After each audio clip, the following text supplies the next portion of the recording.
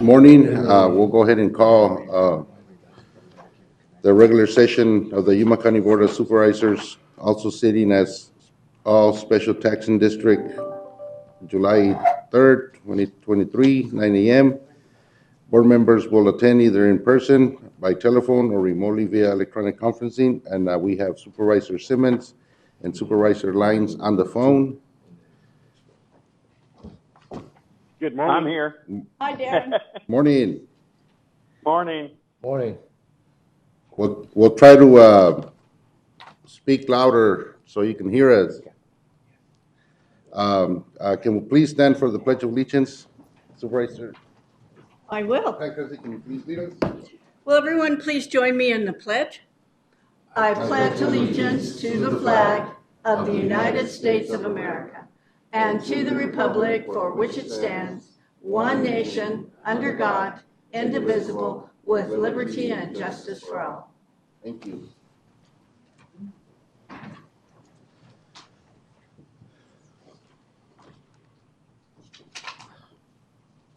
We'll go ahead and do the call to the public. Call to the public is held for public benefit to allow individuals to address issues within the board's jurisdiction. Board members may not discuss items that are not specifically identified on the agenda. Therefore, pursuant to Arizona Revised Statute 38-431.01, action taken as a result of public comment will be limited to directing staff to study the matter, responding to criticism, or scheduling the matter for future discussion and decision at a future date.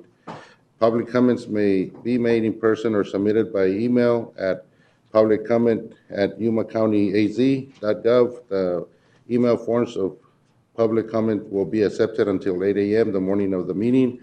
All public comments will be read out loud during the Yuma County Board of Supervisors meeting that starts at 9 a.m. Desiree, do we have anybody from the public? I'll go ahead and leave it open.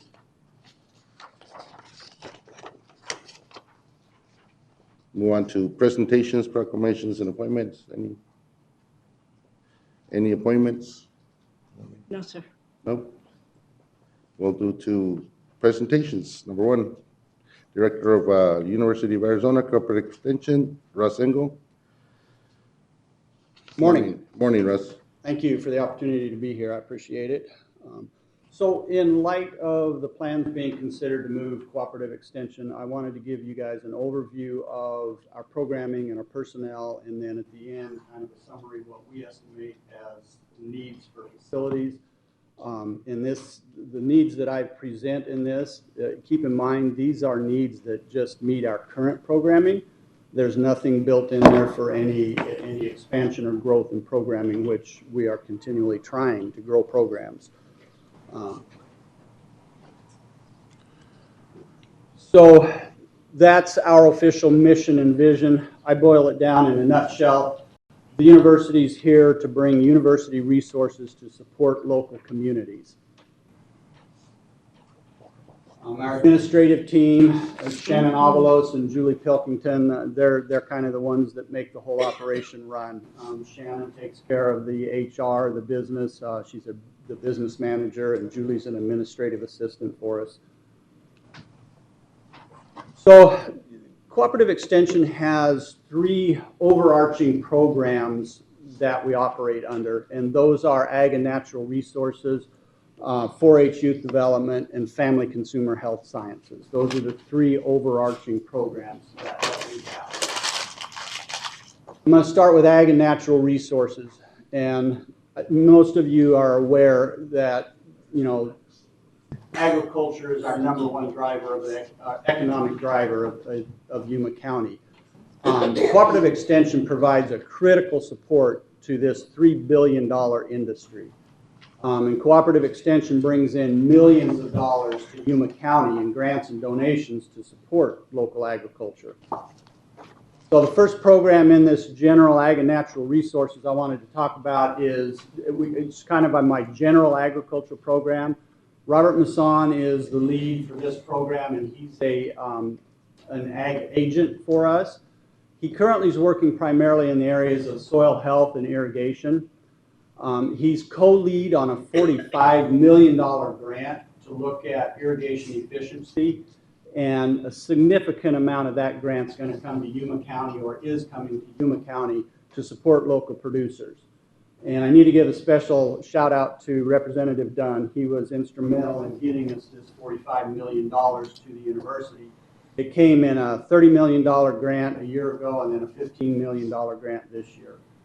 So Robert works with the local producers and industry people to address the most pressing issues that we have in agriculture at the time. He was instrumental in bringing Desert Control. They're an international company. They came from Norway. They work a lot in UAE. Robert reached out to them because he was reading about the company, and it looked like they had some products that would be very useful in Yuma County.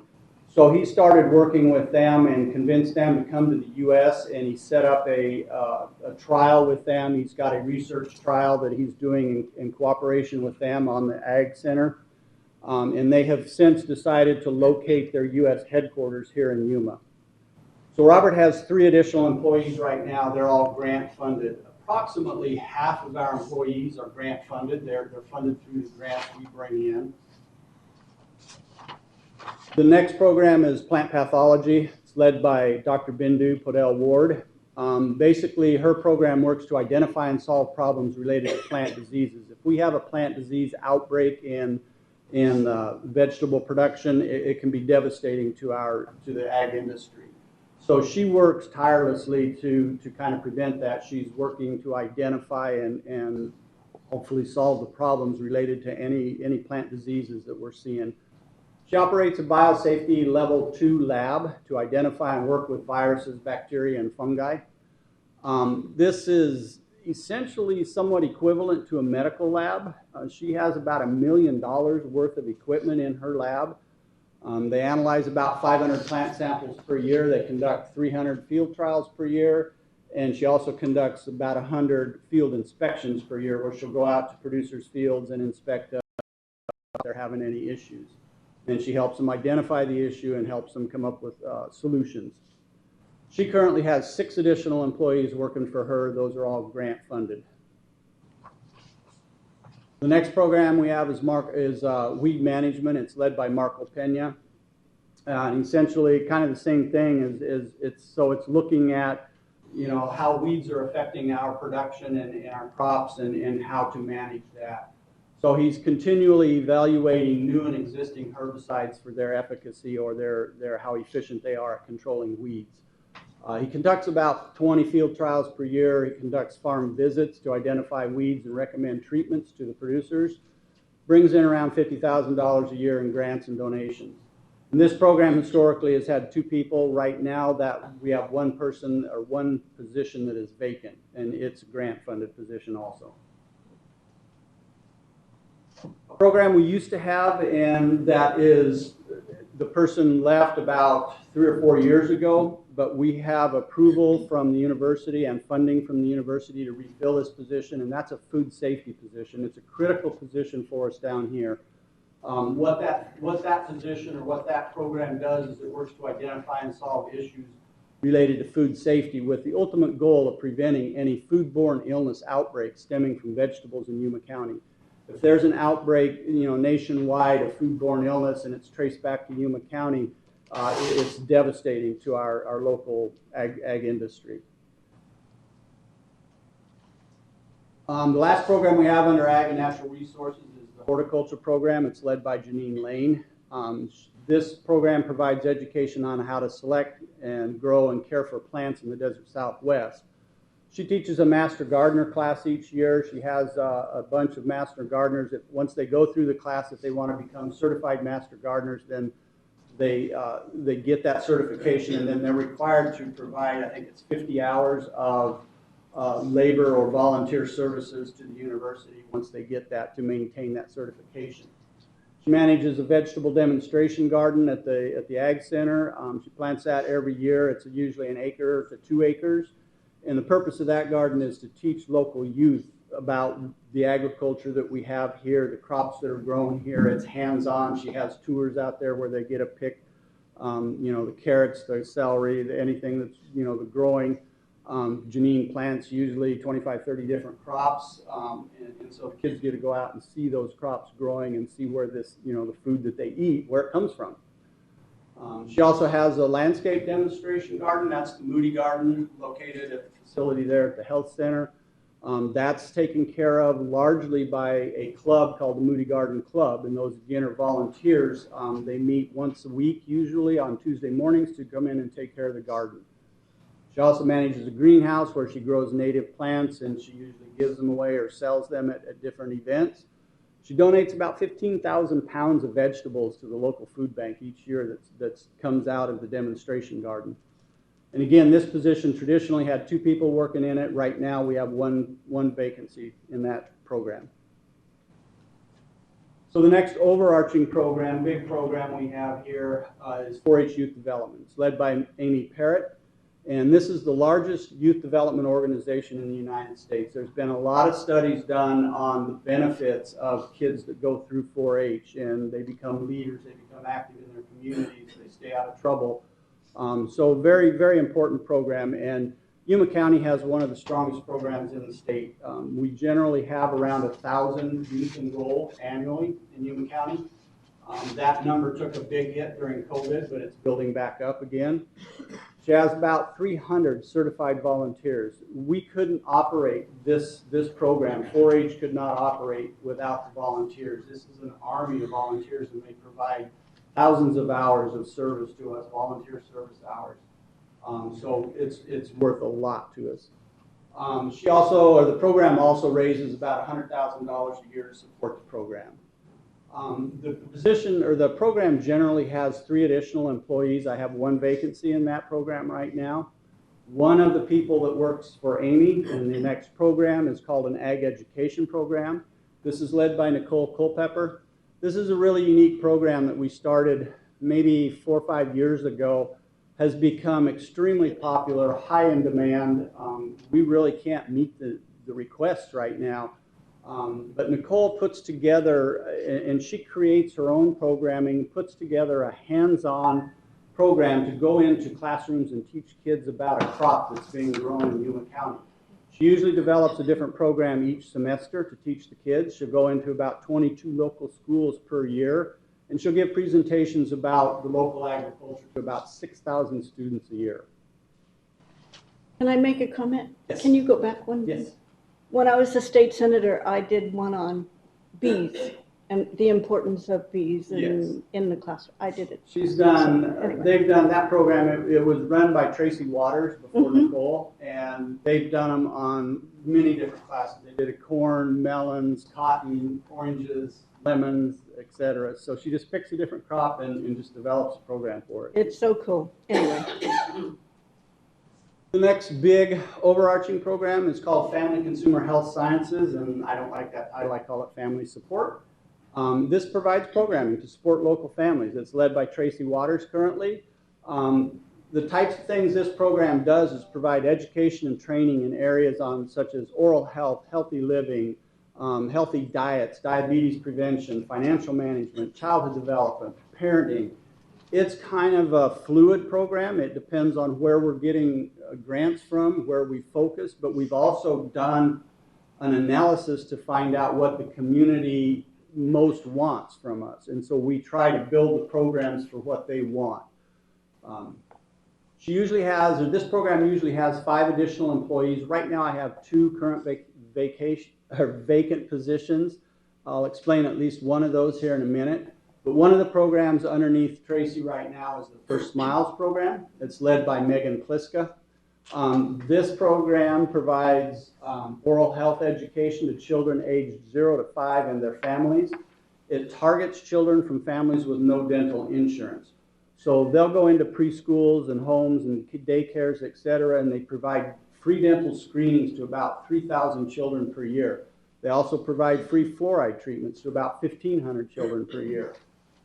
This program brings in $140,000 a year from First Things First to operate the program. She currently has 1 additional employee.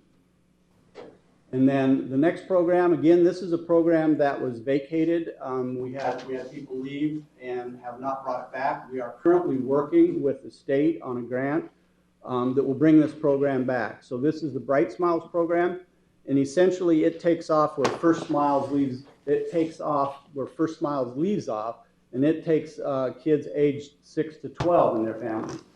So this program provides, again, free dental screenings, and this is by a certified oral hygienist. And so they provide free dental screenings, they'll provide sealants and other treatments to prevent cavities. The programs will be grant funded. We're working right now to hammer out the details of the grant. Program's going to have one full-time employee, and then it'll probably share an employee with the First Smiles program. And when I taught at Roosevelt, that program screened a number of our kids, or Yeah. they screened all our kids, and those kids got dental. Usually, again, Prevented over mostly. 1,000 a Yeah. year, and it was a very successful program when we had it. Yes, it was. It really helped a lot of kids. So, also wanted to make sure you're aware that we're a separate entity to the other university entities here in the county. So there are three, under the land grant university system, there's three components. It's teaching, research, and extension. So we have all three of those components here, but we're all separate within the university. So the University Ag Center operates under a different budget and a different business model, et cetera. UA Yuma, the campus here operates under a different entity than we do. And then we also have a fourth component, which is YCETA, the Yuma Center of Excellence for Desert Agriculture. And this is unique because I don't think it's found almost anywhere else in the country. It's a public-private partnership where they get funding from local producers to look at current ag problems, and basically they have funding waiting, so if a problem pops up, they have the funding to address it right now. We work closely with them. Robert is working on trials with them in cooperation with them, so my people are working with them, so we don't duplicate effort, so we can work with them and we can cover more issues in the ag industry. UA Yuma, Robert employs usually 4 to 6 interns per year. So those interns, it gives them practical work experience in the ag industry. So that brings us to what our facility needs are as you're considering moving us. And you have a handout that I gave you, and it's in the slide, but it's in the slideshow, but it's so small, it's hard to read. But this is kind of a summary of it. And keep in mind, this estimate is for maintaining our existing program in no growth. And we're estimating we need about 16,000 square feet at a minimum. I have about 30 people currently working for me. We have 3 large laboratories. We have a conference room. Within the health center, when it was built under the request of Cooperative Extension, the big conference room that's dividable into 3 classrooms and a demonstration kitchen was built at the request of Vicki Steinfeld when she worked for Cooperative Extension. And that was for our use, a shared use with the health department, but it was, basically it was our request. So we need that. We need a large conference room. We have meetings that usually, or a few times a year, we'll have 50 to 75 people at the meetings that we have, public meetings. And then we also need the classroom teaching space. So what we need is exactly kind of what the health department has. It's one big conference room, but it's got partitions in it, so we can partition it into like 3 classrooms and then teach classes there. Again, a commercial kitchen. So a lot of what we do under Family Consumer Health Sciences is the diet part. So teaching them how to prepare foods, teaching them how to cook and stuff is an important part of that. So we need a demonstration kitchen. And then you can see the other workrooms, storage rooms. We also have to have a public lobby and business area. We have a lot of people come into the office asking for information, handouts, et cetera. Then the restrooms, et cetera. But another big component is parking. So, I have 30 people working for me, and if we have meetings that frequently have 25 up to 50 people, I need a large parking lot, something that'll handle, I'm thinking, at a minimum of 50 parking cars or 50 cars. So these estimates are based off of this spreadsheet. Like I said, that's very small, and I apologize. That's why I gave it to you in a handout. And again, on the bottom, that's where I illustrated that when you add up the numbers that are in the spreadsheet, it comes up to about 16,000 square feet. And that's, like I said, I consider that a minimum. There's no growth built into that, and we're trying to build programs continually. And then the parking. And then you can laugh at this because I'm not an architect and I'm not an engineer, but I just sat down with my spreadsheet one day and drew out what could be a conceptual plan for a building or a facility that would handle what our needs are. And again, these are current needs, the labs, everything there is all what we have currently and what we need for a current facility with no growth built into that. So that's, like I said, I wanted to give you this information so not many people are aware of the breadth of our programming and, you know, what all we do. They may know a piece of it. They may know the ag piece, or they may know the 4-H piece, because 4-H is so big here. Family Consumer Health Science, a lot of people don't know that unless they're in one of the programs. So with that, I'd entertain any questions. Now, the other thing I would say is I know one of the facilities being considered that I've been in discussions with the planners, with Ian and David. I know the Hofstadter building is being considered as a potential location for us. What I would have to say is I have serious concerns about that facility. Location is not ideal. It's not big enough to meet our needs, and parking is another huge issue down here. I've been down here. In fact, when I came down to one of the meetings and it was at, I think, 1 o'clock, I drove around. I found one parking spot back behind Hofstadter's. It was completely full. And like I said, if we're looking at 40, 50 parking spaces, there's nothing down here for it.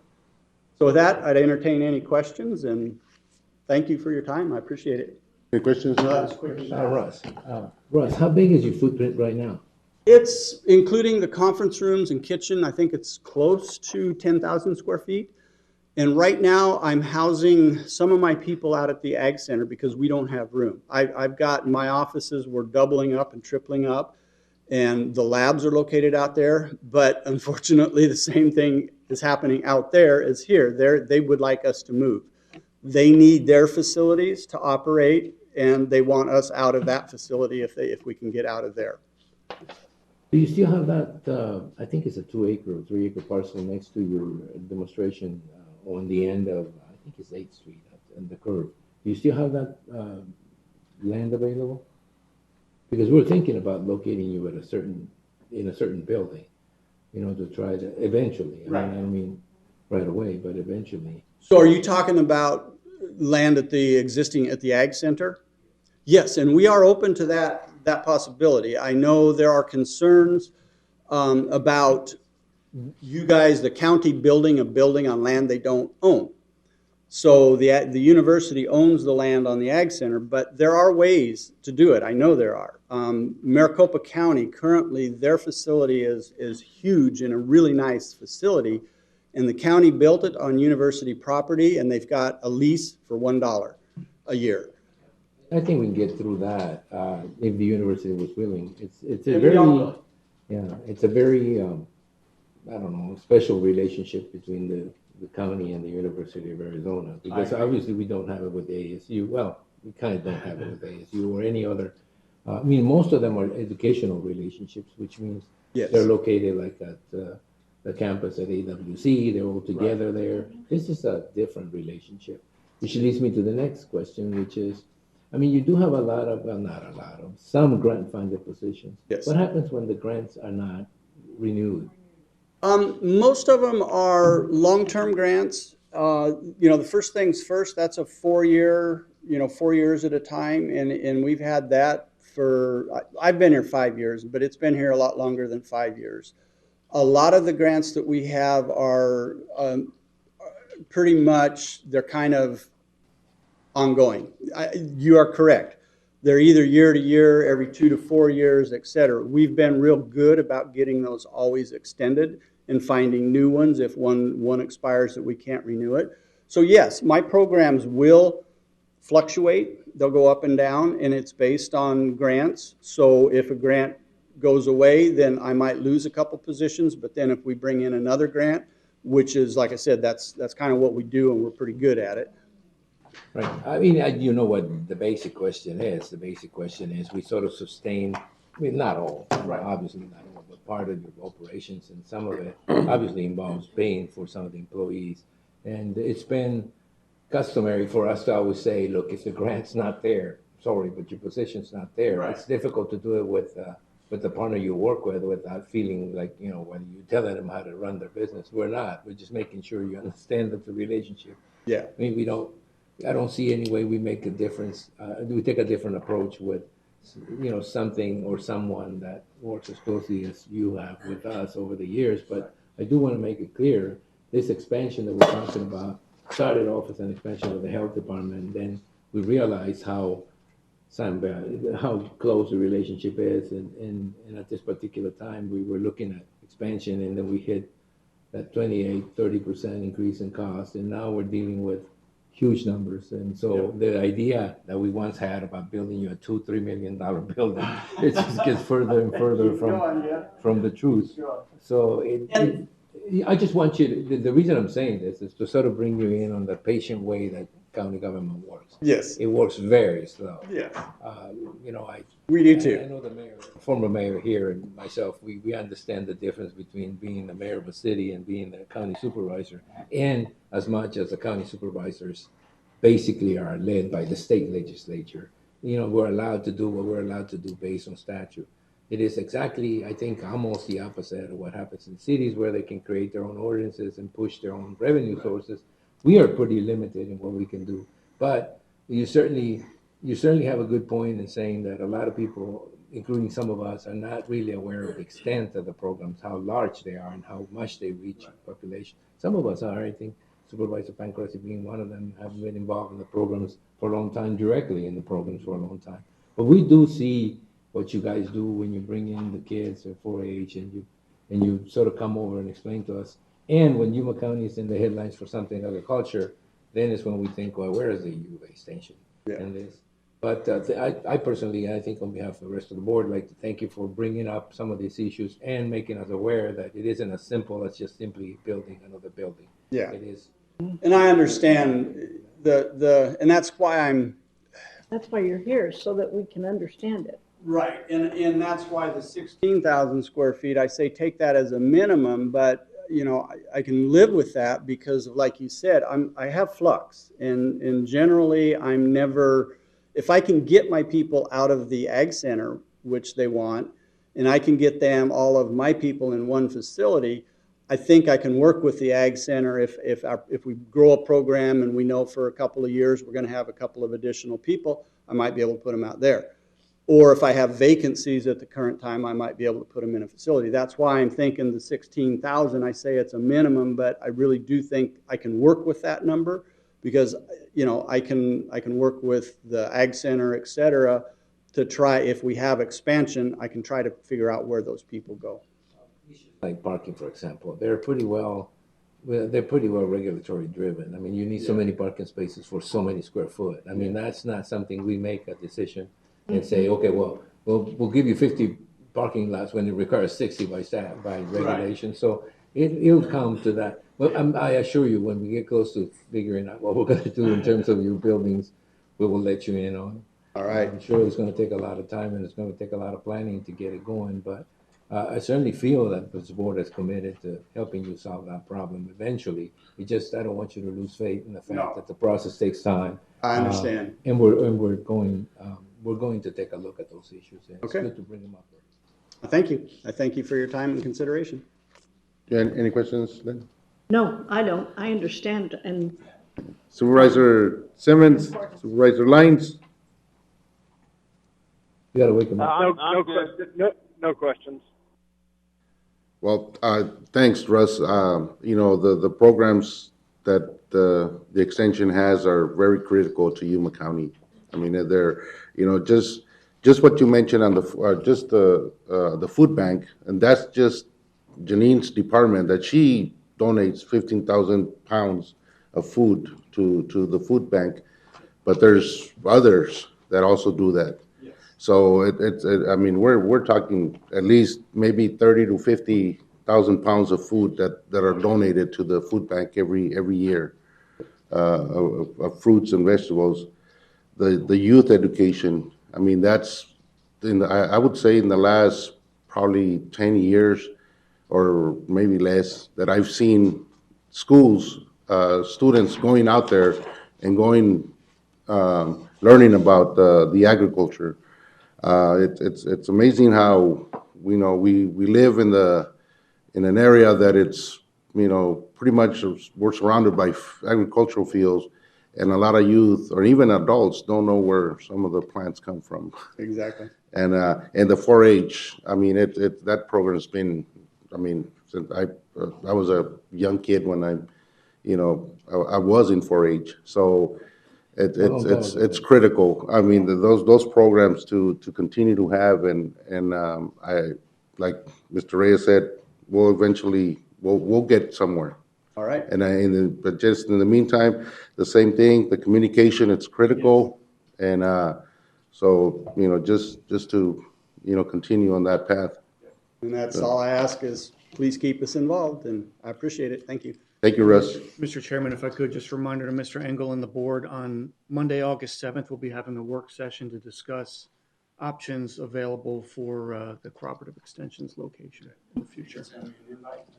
You bet. Thank you. All right. County line, presentation of the county line. Boosting cross-border economies and sustainability, Arizona's second busiest port celebrates with a groundbreaking ceremony. Yuma County transfer site upgrades enhance safety and efficiency for workers and the public. And as temperatures rise, pet owners are urged to take extra precautions to ensure the safety of their furry friends. These stories and more, this is your County Line.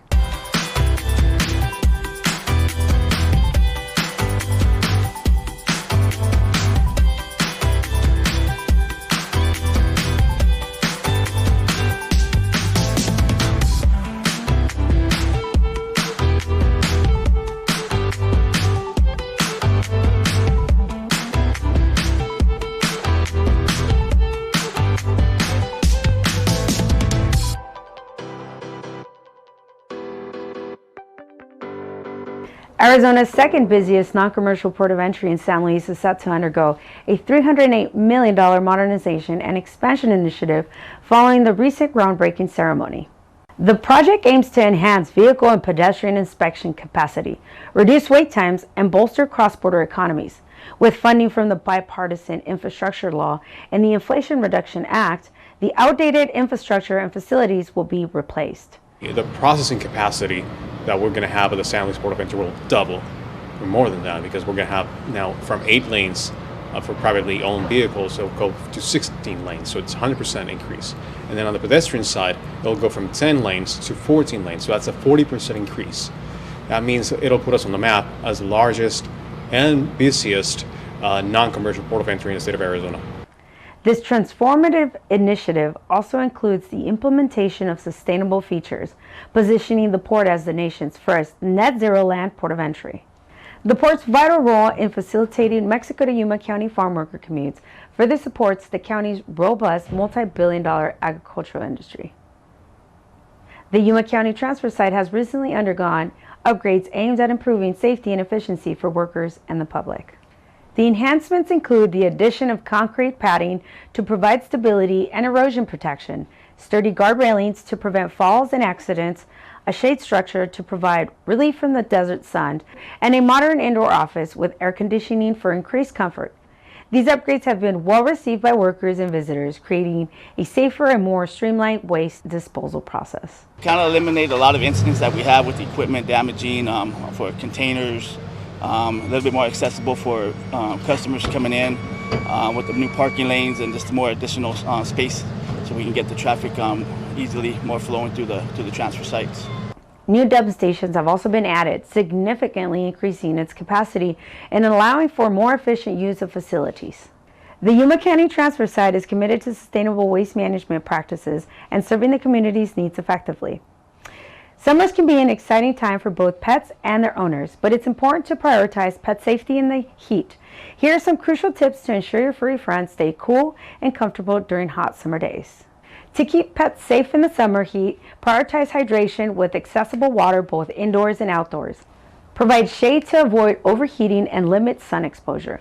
Avoid taking pets out during the hottest parts of the day and use pet-friendly sunscreen. Never leave pets in parked vehicles as it can quickly lead to life-threatening heat stroke.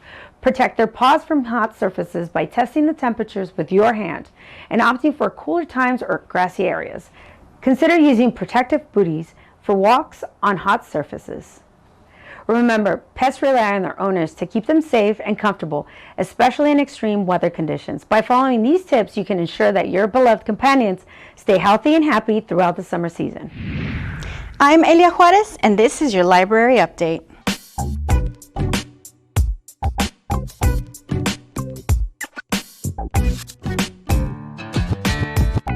Have you ever hoped to break a world record? You might actually be able to do it right here at the main library. From now until the 29th of July, the Yuma County Main Library has the wonderful opportunity to bring the community a traveling exhibit from Guinness World Records. It's a completely interactive exhibit that's on both floors of the library, and it gives you opportunities to try yourself against world record holders in all kinds of things. It's open to everyone, and it's available anytime our library is open throughout the day. For more information on this and other amazing programs at your library, make sure to check out our website at yumalibrary.org and follow us across all of our social media platforms. Before we go, we want to share an exciting update with you. The demolition of the iconic 197 building on Main Street is currently underway, and we want to invite you to witness the live progress through our interactive project update webpage. You can access the webpage by navigating to yumacountyaz.gov or by clicking on the link at the top of the Yuma County webpage. The live streaming camera is available for viewing 24/7. Take a look now and see the progress for yourself. Thank you for joining us on this county line. We'd like to know of any story ideas you may have, so let us know. And if you're looking for stories we've covered in the past, log on to our website at yumacountyaz.gov VOD. We'll see you on the next county line.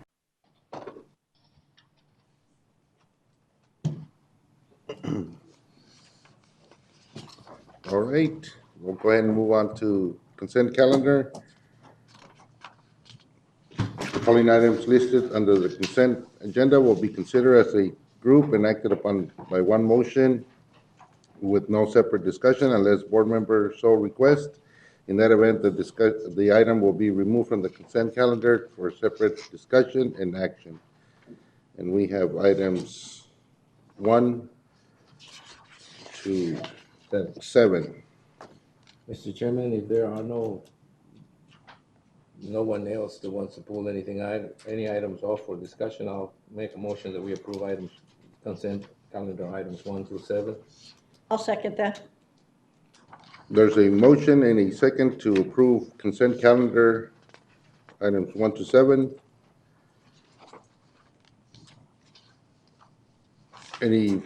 All those in favor say aye. Aye. Any opposed? Motion carries. Moving on to the planning and zoning agenda.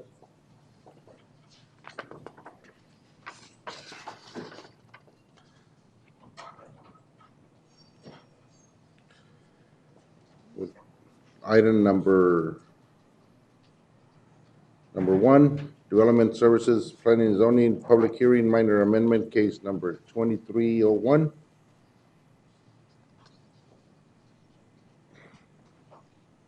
Good morning, Mr. Chairman, members of the board. Good morning. Ansel Hossett, Senior Planner, presenting Minor Amendment Case 2301.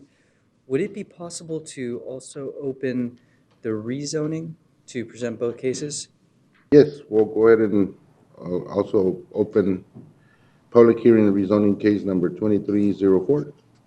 So we're discussing the minor amendment, and in case that gets approved, then it allows us to discuss the rezone. Is that correct? We will be presenting. Well, we'll be presenting the minor amendment case, right? Mm-hmm.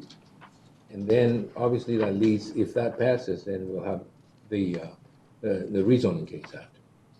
Well, I was hoping Let's- to present both let's- of them. Let's do- So I just opened Without them. passing the first one, the second one becomes moot. Yeah. Yes, sir.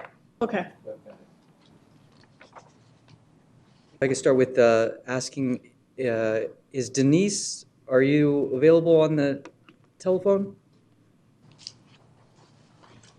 I thought we had a trouble, we have some problems getting people through if somebody else is online. It's really It's really an antiquated system that, The owner's daughter was going to connect by telephone, and we just wanted to double check if she was available.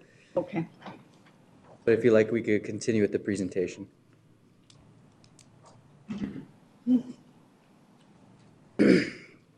Saul and Paulette Christel request to change the land use designation of a parcel 42,253 square feet in size from urban density residential and local commercial to regional commercial.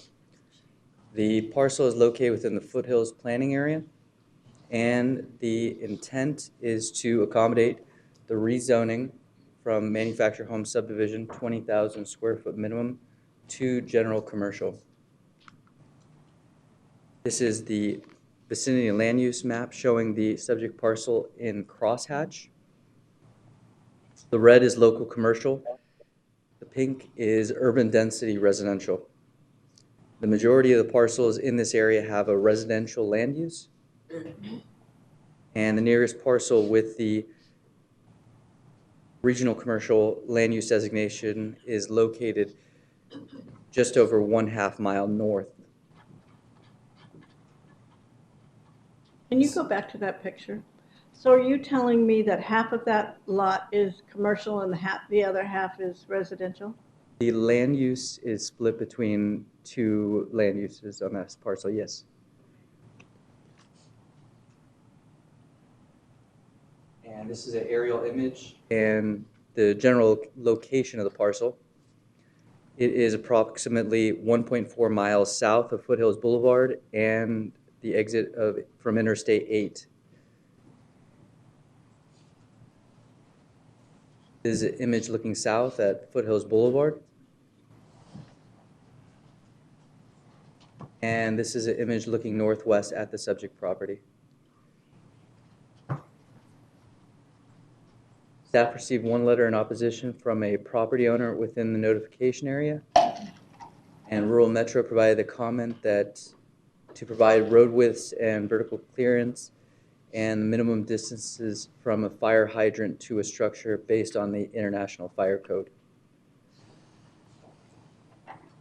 Planning Commission recommends, I believe that's a typo there. The Planning Commission recommends approval of minor amendment 2301.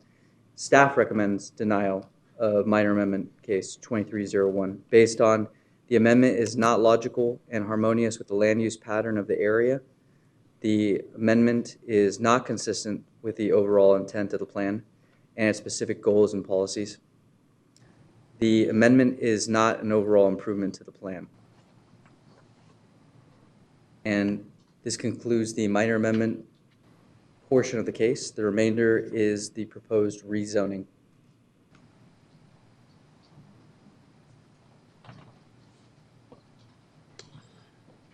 Mr. Chairman, Yes. Derek? I just had a question. For Foothills Utilities, which is located to the south of that property, what's their zoning right now? Mr. Chairman, the zoning of Foothills Utilities is on the southwest corner of Foothills Boulevard and 44th Street, and the zoning is C2, Commercial. general commercial. Okay, what's the northwest corner where their offices are? Northwest corner of that intersection is also zoned C2, general commercial. Okay. so how do you, But it's not on the corner, is it? That piece of property isn't on the corner. The No, subject it's parcel is adjacent not to it. located on the corner of this intersection. It's just north of the intersection. Go ahead. okay, so you give the reason for denial from staff as that not being compatible. But, well, half of it is compatible, the other half isn't. So which one is it not compatible with? The Yeah. land use, current land use is local commercial, and the proposed land use is regional commercial. That, although they both are commercial, it is a land use that there is nothing in the vicinity that is regional commercial. They want to, yeah, one is the regional commercial is different than the commercial that is currently Yeah, zoned and for.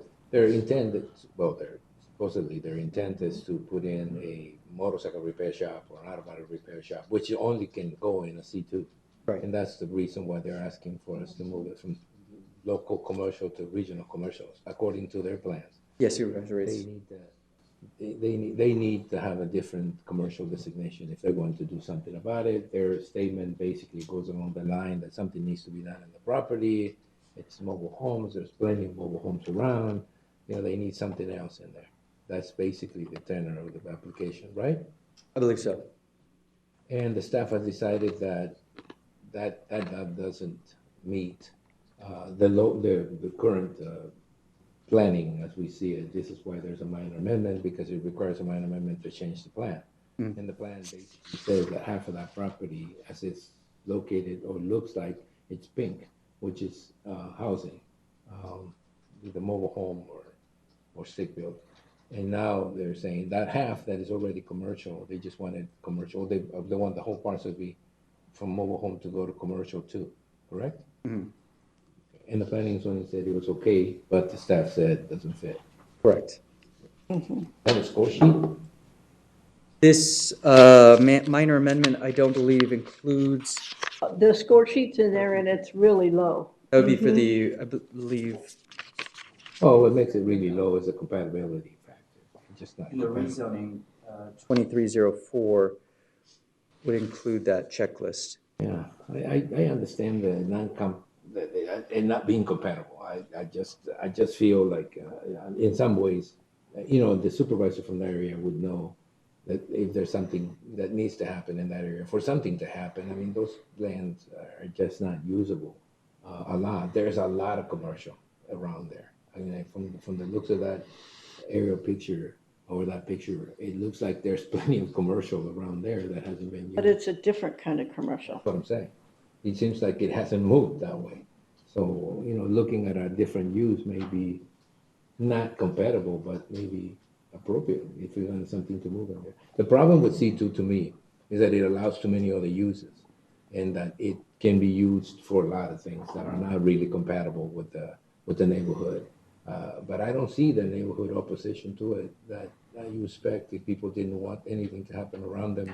Because C2 allows for a lot of stuff, junkyards, it allows for a lot of stuff, massage parlors, that type of thing, which is not compatible with what you expect people to have. So Maggie, what's? Yeah, Mr. Chairman, the reason for staff's recommendation, as the case planner stated, is while there is existing commercial land use designation, just a portion of the parcel is already designated as local commercial.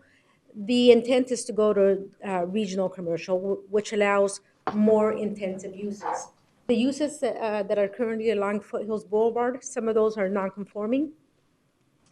And some of those are allowed in the C1 type zoning district, which are intended for neighborhood type commercial uses, convenience stores, Doctor's offices. Yeah, doctor's offices, discount stores, and whatnot. The C2 zoning and the C2 and the general commercial land use designation will open up the door for more intensive uses on the subject property. Now, Mr. Simmons, Supervisor Simmons, I know you're on the phone. You're more familiar with the area than most of us are anyway. What is your take on this? What is the current, you said the zoning on half of it right now is what, C1? C2? C1. Land use. Land use is local commercial. Southern half is local commercial. Local commercial. Local commercial. Which is local commercial is different. C1, basically. Right, Mr. Chairman, the land use designation is a portion, half of it is urban density residential, and then half of it is local commercial. The zoning is residential. Okay, so it's just an overlay. Correct. For some reason, you went in first into that land and designated it, and the planning stages designated as local commercial. Right, so this is a zoning map. The property is zoned manufactured home subdivision, 20,000 square feet minimum. Mm-hmm. Got that, Mr. Simmons? The Why areas- couldn't we go ahead and just change the zoning on half of it to match the rest of it? You mean make it local commercial, all of it? Make it local commercial as opposed to half being local commercial on the plan and the other half being residential? You'd like to see it all go local commercial, C1 instead of? Yeah, on the lot that he's wanting to change, I mean, it's not a C2, so it wouldn't change a lot. I wouldn't think in that area. Well, he wants a C2 but a C1 is different than a C2, and I don't think I have a problem with a C1, but I do have a problem with making it a C2. Let me just go back. That's what I'm thinking. Let me just go back. If we just The gentleman hasn't asked. He asked for a minor amendment to change, to change that. The zoning right now is residential. Yeah. So for us to go through this process, it would be doing a minor amendment for half, because the other half's already in the plan as C1. So it would just be making it a C1 all the way through, which I'm sure legal would have to be involved saying, is that okay?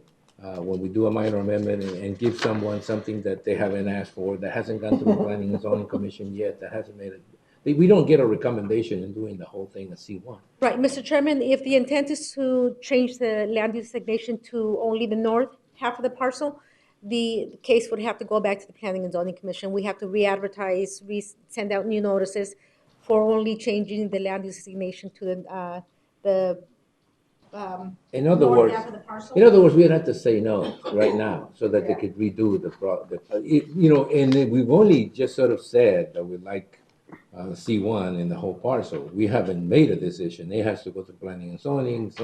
And I'm not sure that that's going to change the staff's opinion about whether it meets the local favor there. Well, Mr. Chairman, like I said, the applicant may not be, I'm not sure how the applicant feels about requesting local commercial and C1 zoning. His stated purpose is to establish an automobile repair shop, I believe, on the property, and that would not fall into or would not, it's not one of the permitted uses in C1 zoning. You get the issues here? The issue is that if we decide to give him a C1, it may not be what he wants anyway, what the applicant wants.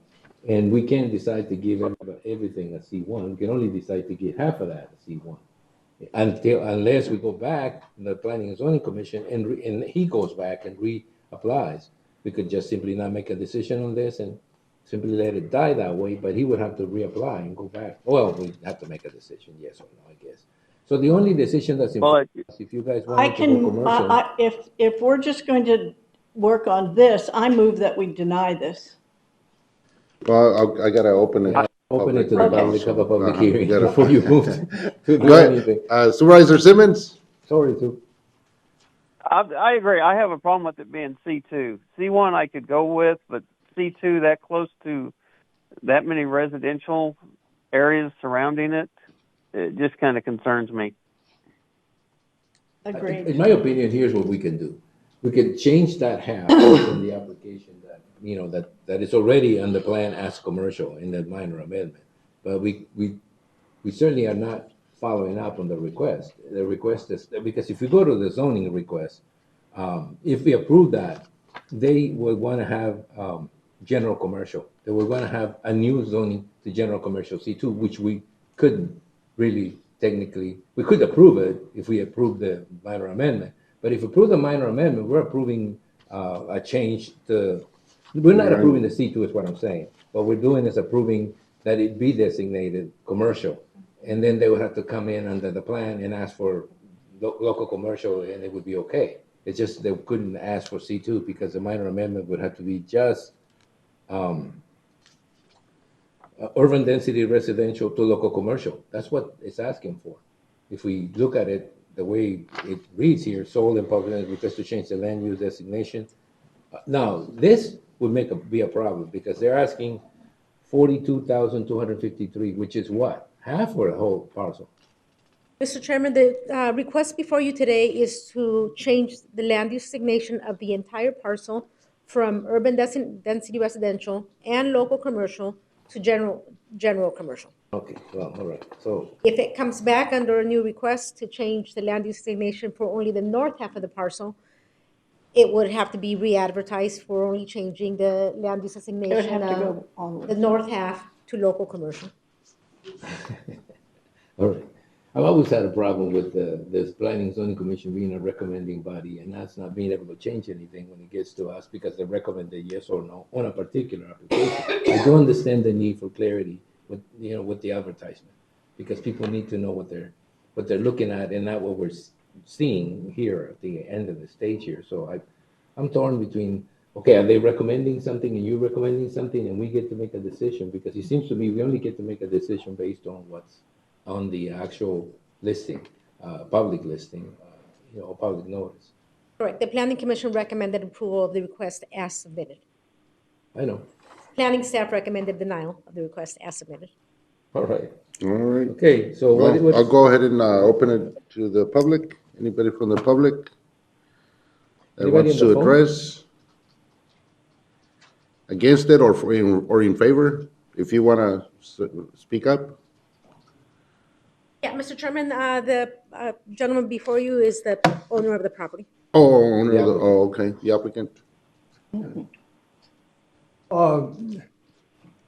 The existing zoning on it is of no value to me at all.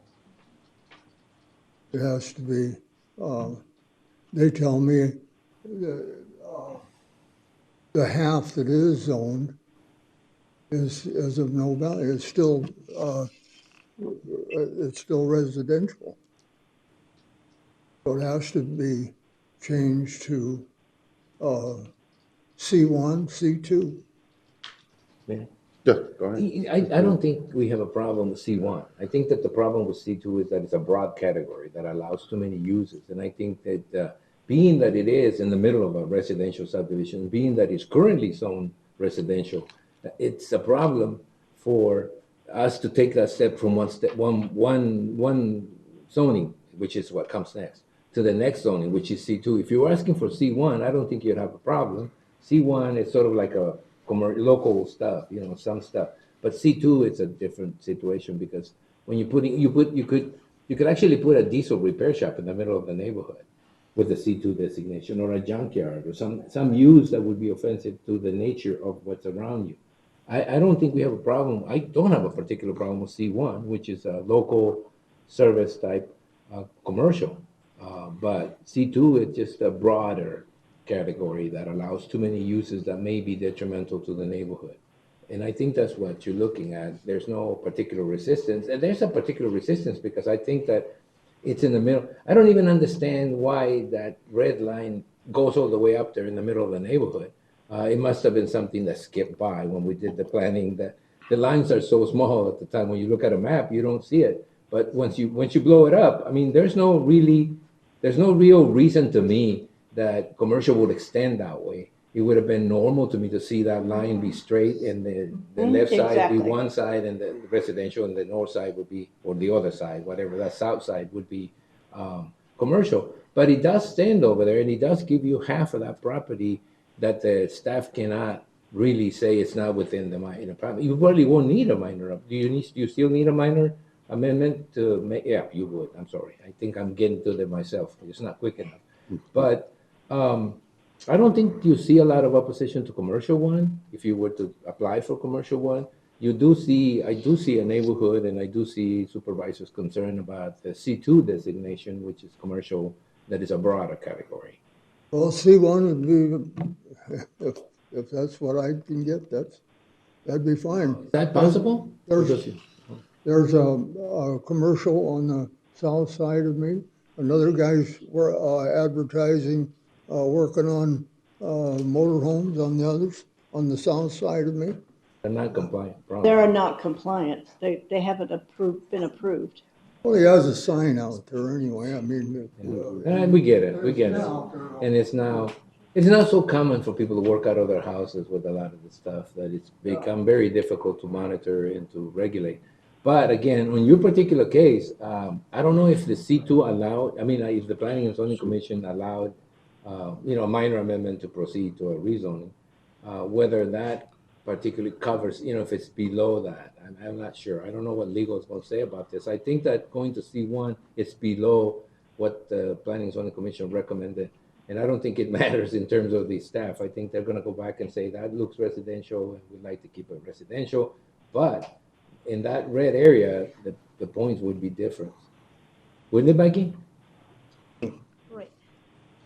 Wouldn't you consider that red line when you say, when you give it points about, I know that it's never going to look like the neighborhood, but the plan does say that that half would be eventually zoned. In other words, there's nothing to stop us really from the plan's viewpoint from declaring that half commercial one or, creating a minor amendment. Right, Mr. Chairman, yeah, the applicant could request, or we could take the case back to the Planning and Zoning Commission so that they consider local commercial, designated the property as local commercial. I think that would be your best way. Local commercial, that's what I got now, and it doesn't do me a bit of good. No, Mr. Chairman, the difference between the land use designation and the zoning is that the current zoning doesn't allow an automobile repair shop. If the property is rezoned to C1, then the applicant would have to also request a special use permit. So Excuse me, what was that? A special use permit. Oh, you have to apply for a special use permit as To well. do a mobile home, a A repair shop. In other words, it would be commercial, local commercial, which allow you a lot of uses. But if you wanted to use it for a repair shop, you'd have to come in and ask for a special use permit, which is something that can be sort of given to, without rezoning. You'll be simply allowed to have that use. And there's no guarantee, I'm just a point saying. of clarification. Like I said, the property is zoned MHS 20. So if the intent or if the request comes back as a zone change to C1, they have to request a rezoning to local commercial C1 and a special use permit to allow, for example, an automobile repair shop on the property. Got it, I got it. I don't know if the gentleman understands all the complexity. You understand what she's saying? There's two ways to go about this. One, we could deny it and you can restart. Or second, we can take it back to planning and zoning with a new look for a commercial one in that half that is already sort of in the plan. So you would be allowed to do that. And if you wanted to change the whole parcel to commercial one, then you would bring it up as that. It's going to be difficult for the staff to change the views at this particular point as staff. They have rules to follow. But I would be looking at I think in general, we'll be looking at a less restrictive, a more restrictive commercial zoning, which would be less restrictive for us to make a vote on. The neighborhood would probably not appreciate it. well, there's no problem. One neighbor at the end of the driveway there was complaining or said she didn't want it, but they wanted to park their trailer on my property, and I was doing construction and I wouldn't let them park there. So I feel they're just trying to get back at me. And the rest of the people, they're all for it. They haven't complained a bit. Which would help you get that special use permit. Yeah. But Mr. Chairman, the property owner's wife wants to speak. You want to come up to the podium? And We were under the impression that my daughter would continue calling because she's hard of hearing and she knows all of the details. She's an engineer. She worked for the Department of Transportation. She bought and sold property, so she understands all of it. And we were told she was going to be able to talk to you. And she keeps calling me, wondering why you didn't call so she could talk. And I don't understand what happened. Because it makes it difficult because he's not as prepared as she is. She's gone through the whole process with the first part of it. And she was ready for the second part. And she was told she would be able to do that. So I don't understand why. Can we? I don't think we can. Are we able to? Mr. Chairman, she was supposed to call in and she has not No called one in. said when. She keeps calling me asking when did she call in because they were. I'll be happy to call. She's waiting. She's in New York right now, waiting for the call.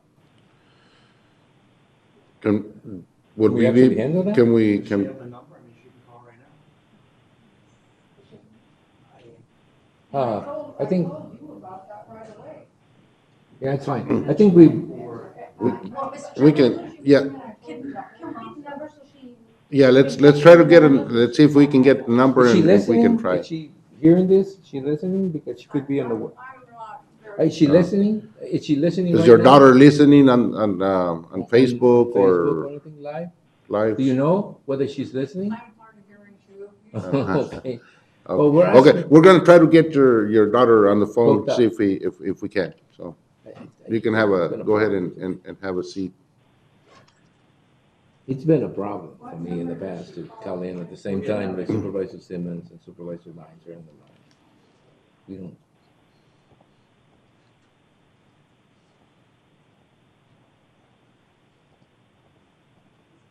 You know, while she calls in, I tell you what, I'll be willing to do. I'll be willing to send it back to planning and zoning for them to rediscuss the possibilities of C1 and then get it back to us, a C1. I think C1 we can live with. I would like that. In I case. can do that. Otherwise, I'm in opposition. And then they can file for. Yeah, they can file for a special use permit and do a shop. I think that would be a lot easier. Okay. Mm-hmm. If we can't get in touch with you. Yeah, I think C1 would fly with everybody a lot better than C2. a C2 that just opens up the door for who knows what. Yes, and it opens up the door for other properties on Foothills Boulevard. Well, Foothills Boulevard needs something.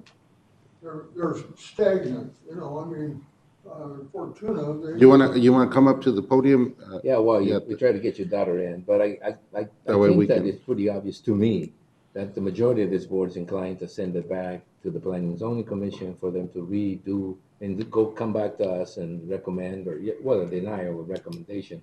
C1 would be somewhat more palatable. I think you have the votes for C1. I don't think you have the votes for C2. And Without your daughter explaining it to us, I think you already have the votes for C1, and then come back with the special use permit and be allowed to use that parcel under commercial designation.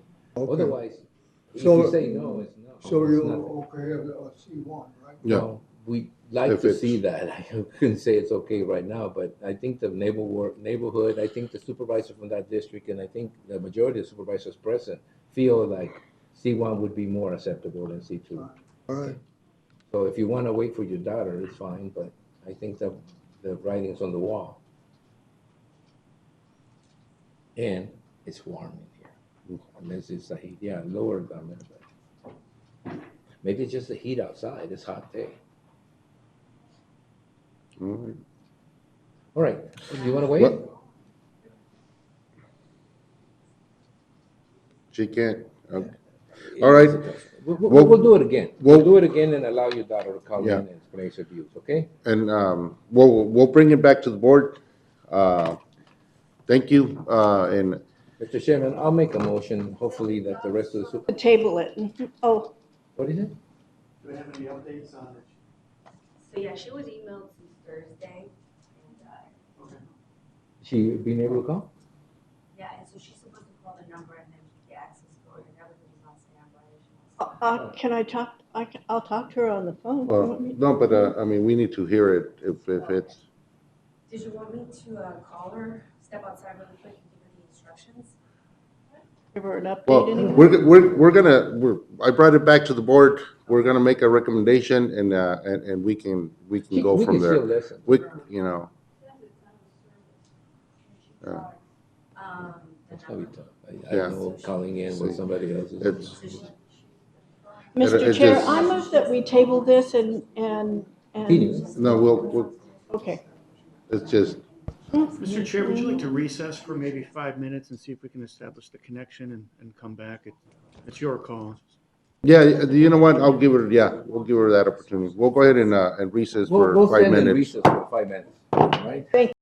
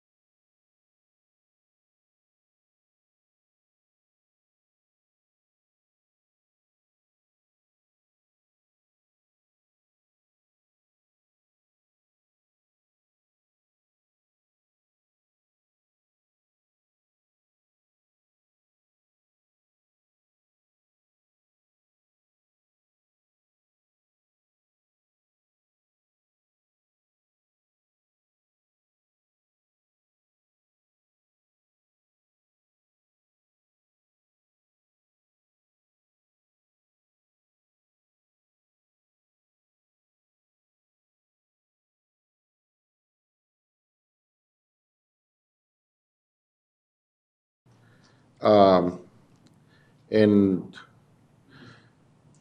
since I brought it back to the board, can I open it up again? Okay, I'll go ahead and open it up back to the public. And Denise, we were just having, hearing this case, the rezoning. And we have some concerns with C2, and I think the majority are okay with C1. But if you want to go ahead and let us know a little bit more about that property. Great, thank you. I appreciate your making time for me today. I know it's been a little bit of a mix-up, and I did have a little bit of a prepared presentation, if that's okay. Sure. Yes. Great. Okay, so because I was unable to hear what went before, I apologize if any of this is repeat. But the property is currently has a large garage on it, which my father built about 3 years ago. That's a 40 by 60 foot garage with two 12 by 12 garage doors. It also has a double wide mobile home on it, and it currently rents out as a residential property. But with Foothills Boulevard being a 5-lane arterial and very near the intersection, it really isn't an ideal use for residential. My parents do live nearby, which is part of why they purchased the property many years ago. But this property hasn't changed, nor has the area in the last 20 plus years that they've lived there. Rather, it's been losing development, which, such as the grocery store near my parents' home, the public recreation where my parents used to be able to have a pool that was for the area, all of that has disappeared. And it's kind of going downhill, unfortunately, development-wise. My parents' hope is that rather than his lot be residential zoning, it could be changed to similar to the property that's adjacent to it, which is commercial. He hopes that the current garage can be utilized by automotive repair shops. As is, the property is already well suited for that with the existing garage that he built. If interested, the renters could take the existing building, but if it's too small, he could foresee building a similar one on the property as well, since the property is an acre in size, which would be another 40 by 60 foot building. A C2 designation would allow this use. C1 designation, unfortunately, would only allow it if there were special use granted, which is very risky for my parents to assume, since it would have to be granted later. As a result, the C1 is less helpful than the current residential designation, which really, again, isn't that logical for this area. It's too far from the other uses for businesses for people to drive there, meaning if a C1 designation was granted, something like a barber shop or a bookstore, ice cream shop, those are the things that are allowable and just don't make sense for that particular area since it's so far from other similar types of businesses. Again, at a 1 acre in size, the parcel is far too small for a big box type of use, but a C2 designation does allow many logical things that are suitable for a similar parcel. My father's interested in many of those sorts of uses that revolve around cars, auto repair, auto detailing, bicycle, motorcycle repair, those sorts of things. Residential rentals are very high maintenance for my parents. They're getting older in age and are hopeful for a more logical commercial use, which will enable them to have less hands-on for day-to-day needs. Commercial designation for auto repair would also allow less hands-on effort for them. The commercial designation would also match properties to the west and south of theirs. With that, hopefully that provides a little bit more information on what my parents were hoping to do, and any questions you have for me would be very welcome. Go ahead. Mr. Chairman, Denise, I just wanted to sort of briefly touch upon some of the issues that we discussed before you called in. One of them was thank you. Yeah, one of them was the fact that it seems to me like the majority of this board, from the comments that have been made so far, have no problem with commercial one. They have a problem with commercial too as being too broad in nature. And the supervisor that basically resides in that area, Mr. Simmons, has indicated to all of us that he has no problem with commercial one, and we particularly have no problem with the shop, the mechanic shop. I know that changing it to C1, changing the whole area, the whole section in there to C1 is probably going to draw a negative vote from staff because of the nature of the neighborhood. But us supervisors look at it a little differently. We understand there's not much happening there, that anything that's done to make sure that that half of that property that's already in the plan as commercial should be used as commercial that benefits the area, the common area where it is. So what we suggested before you called in was that they go back, instead of making a new application and paying new fees and having us deny the C2 designation, going back to the Planning and Zoning Commission as a C1 request, which will then come to us, even if it comes to us with a negative from the staff, we would understand that what we're trying to do is find a pathway so that your parents can actually get what they want done in that property, which is, we understand it's a motor shop. And we understand there's a certain amount of risk that is inherent on the process, but this will move the process forward to the point that all he needs to do is ask for a special use permit. He doesn't have to build anything in there yet until he gets the special use permit, but he can come to us with a plan to do whatever he wants to do, and we would look at that as a more, let's say, a better fit than a C2. What happens with the C2 is that although we know what he wants to do with the property, if he sells it to someone else, that person may do something else with it. And the C2 designation is just too broad for us to feel comfortable to locate in the middle of a residential area. It is currently zoned residential, and we would probably see it positively if it was zoned C1, which is a local commercial, and then bring a special use permit if you needed to do something that's beyond the abilities to be handled by a C1 designation.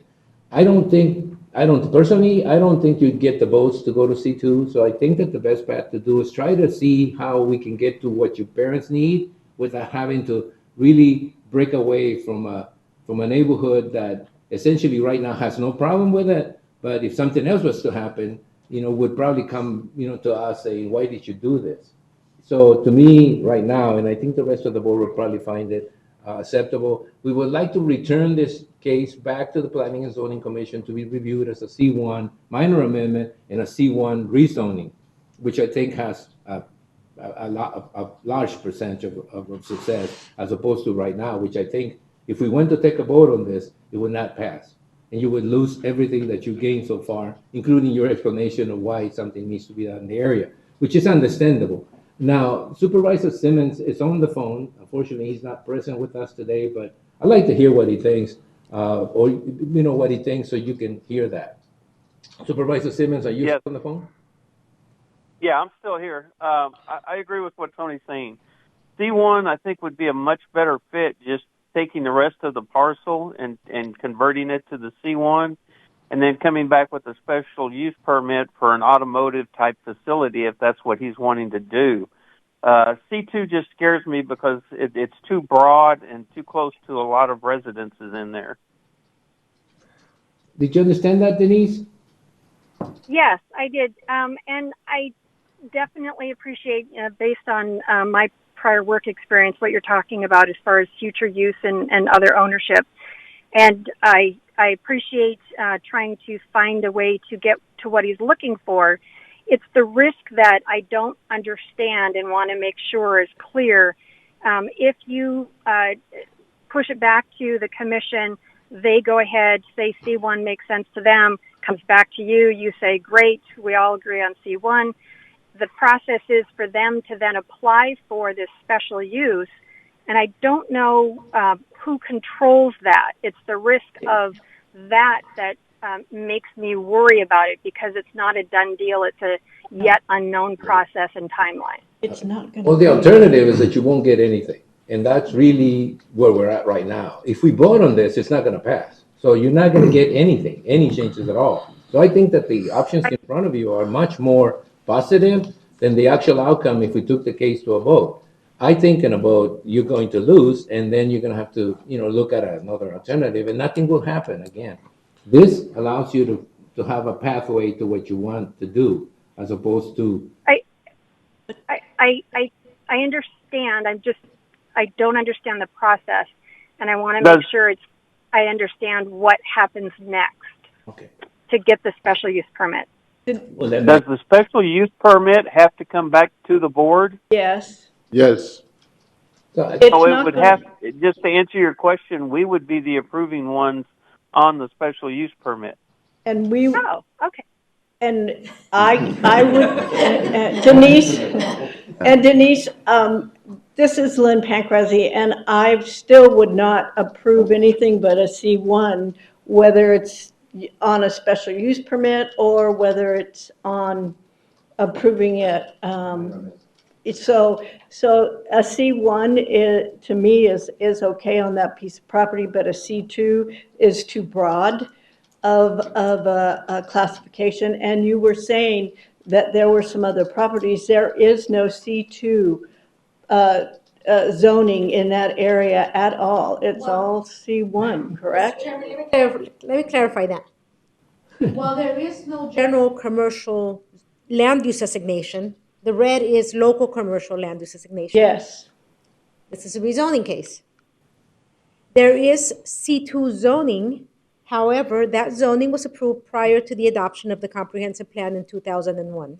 Okay, so it was done back in the 70s, 80s, and 90s. Yes. Okay. Sometime. But there is some C2 in there. There is C2. This C2 zoning that you see on the southwest corner of 44th Street and Foothills Boulevard is it's across the street from some residential uses, and then there's residential on the west side of the C2. Then there's also C2 zoning. Oh, C2. Sí. The big one?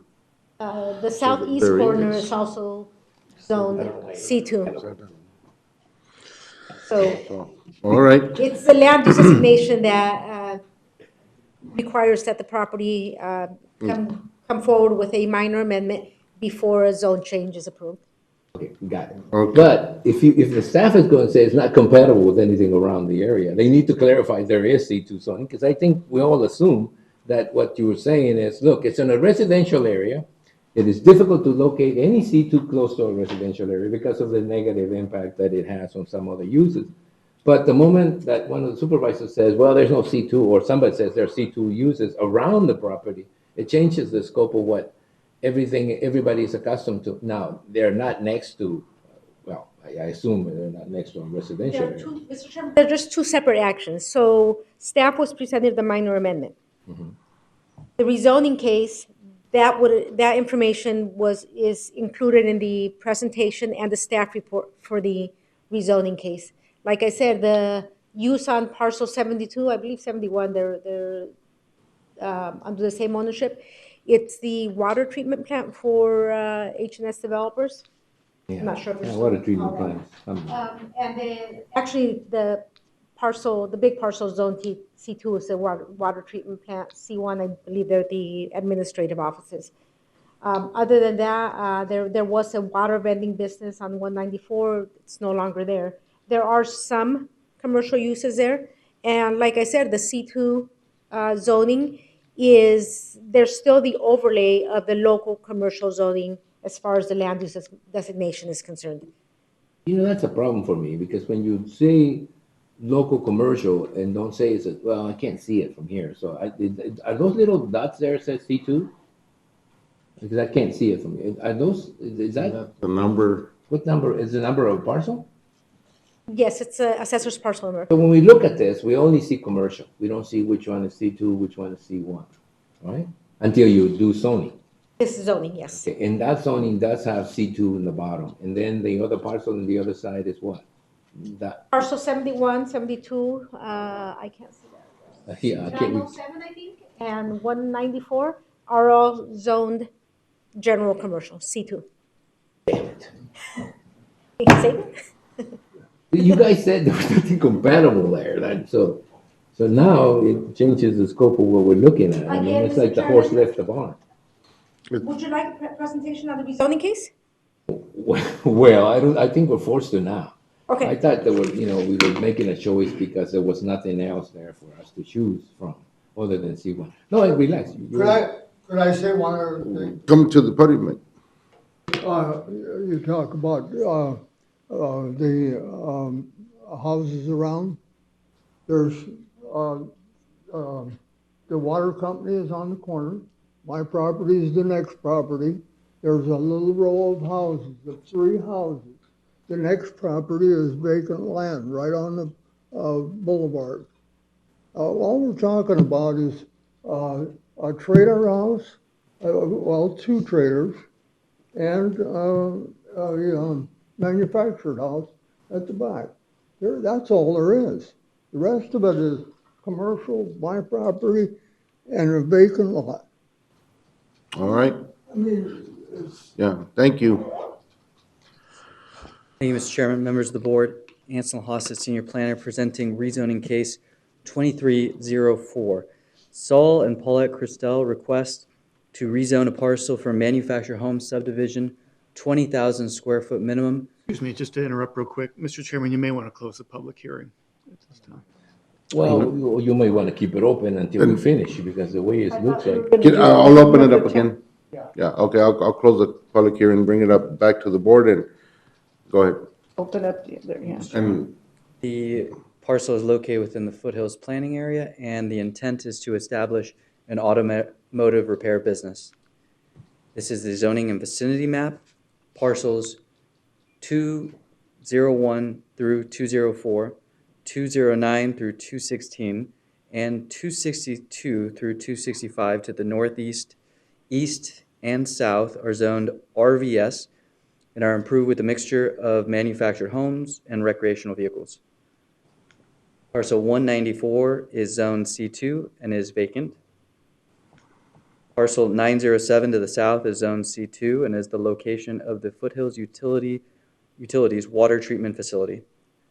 Parcels 71 and 72 directly to the south are C2 and are the location of a commercial office and a vacant parcel.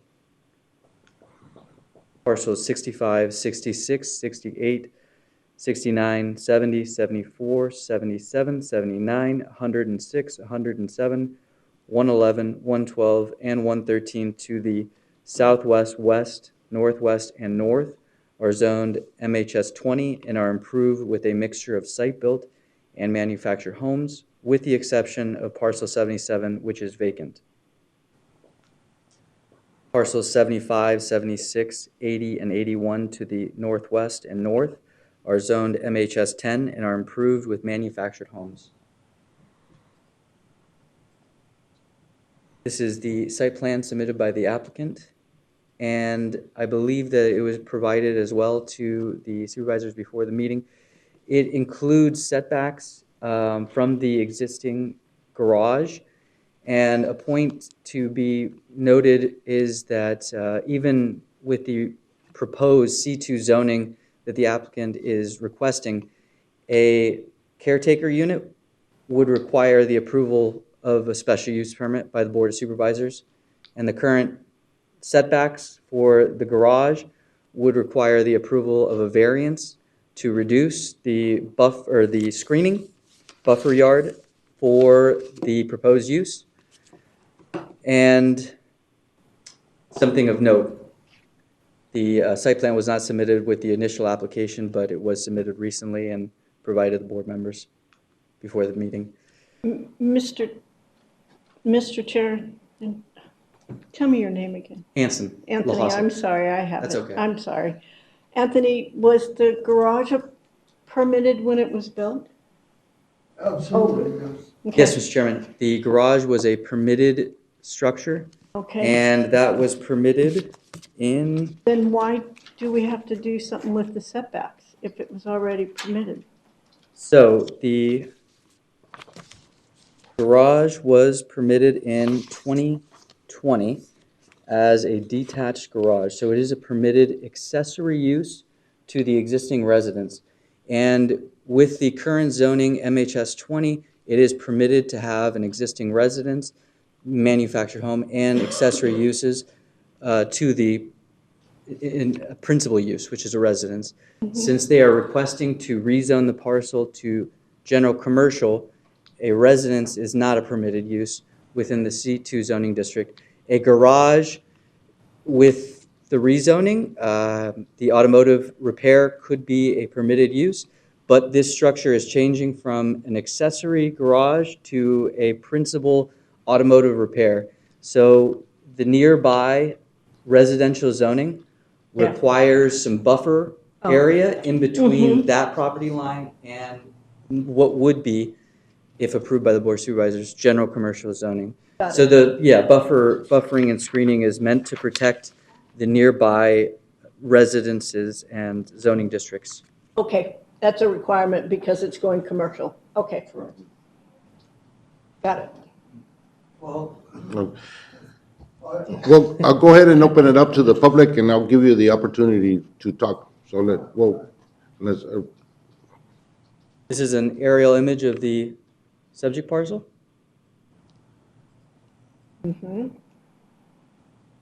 Is an image looking southwest from Foothills Boulevard from the northeast corner of the property. And an aerial image looking south of the subject parcel. Staff received one letter in opposition from a property owner within the zoning notification area, and Rural Metro provided the same comments from the minor amendment as the rezoning. Planning Commission recommends approval of rezoning case 2304. Staff recommends denial of this rezoning based on the proposed use being dissimilar to adjacent residential uses to the west and north and in close proximity to the east. The proposed use is incompatible in this location. The existing regional commercial uses along Foothills Boulevard are located in the commercial corridor near Interstate 8 or on major intersections. This parcel is not located within either of the examples. If the board recommends approval, staff recommends attaching the following performance condition.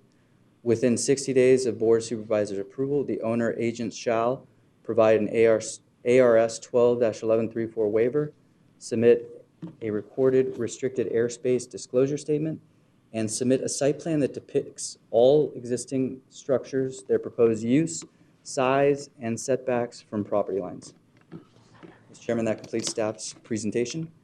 And the parcel in red is the parcel that provided the letter of opposition for the minor amendment and rezoning. Any questions for staff? Oh, I just want to, more than a question, it's more a comment. I saw the minutes of the Planning and Zoning Commission. It was an 8-0 approval. Obviously, they considered the use that the gentleman was asking for it to do. Now, again, I understand where that motion came from, and I understand how he got an 8-0 vote, and I understand how the staff gets to their rating, and you just simply are not allowed to show sympathy like the commission can. When it gets to us, the final decision has to be made regarding what to put in the middle of a neighborhood. I mean, not in the middle. Technically, this is pretty close to commercial already. So that the decision to me becomes different when there's C2 zoning around the property. That if we install something in the middle of a property with C2, I think that any one of the neighbors can always come back later on and say, well, you allow this to happen, it doesn't happen to anyone else. But if we have a treatment plant and we have those things around that property, and we have C2 somewhere near that property, it becomes sort of like I explained earlier, or I stated earlier, it's like the horse has already left the barn, and it just wants to use the property for something that simply is allowed within that area. I think even Denise understands what I'm talking about when I'm saying if he sells the property to someone else with a C2 designation, that person may not be as, I don't know what to how to describe it, as accommodating as we'd like him to be. I think that the use that he wants to give the property is something that in the area is probably, it would be native and common in the area. I mean, people wouldn't have to drive too far to find a mechanic,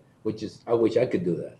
But I'm still left with a little bit of reservation about putting in a C2 and as close as this one does in a residential area. Although, like Supervisor Pancrasy, we're surprised by the fact that there's so much C2 around the property already. Yeah. Which it changes a lot, the perspective of a supervisor that, in this case, Mr. Simmons, who has to respond to the constituency around the property saying, why did you allow this to be a C2?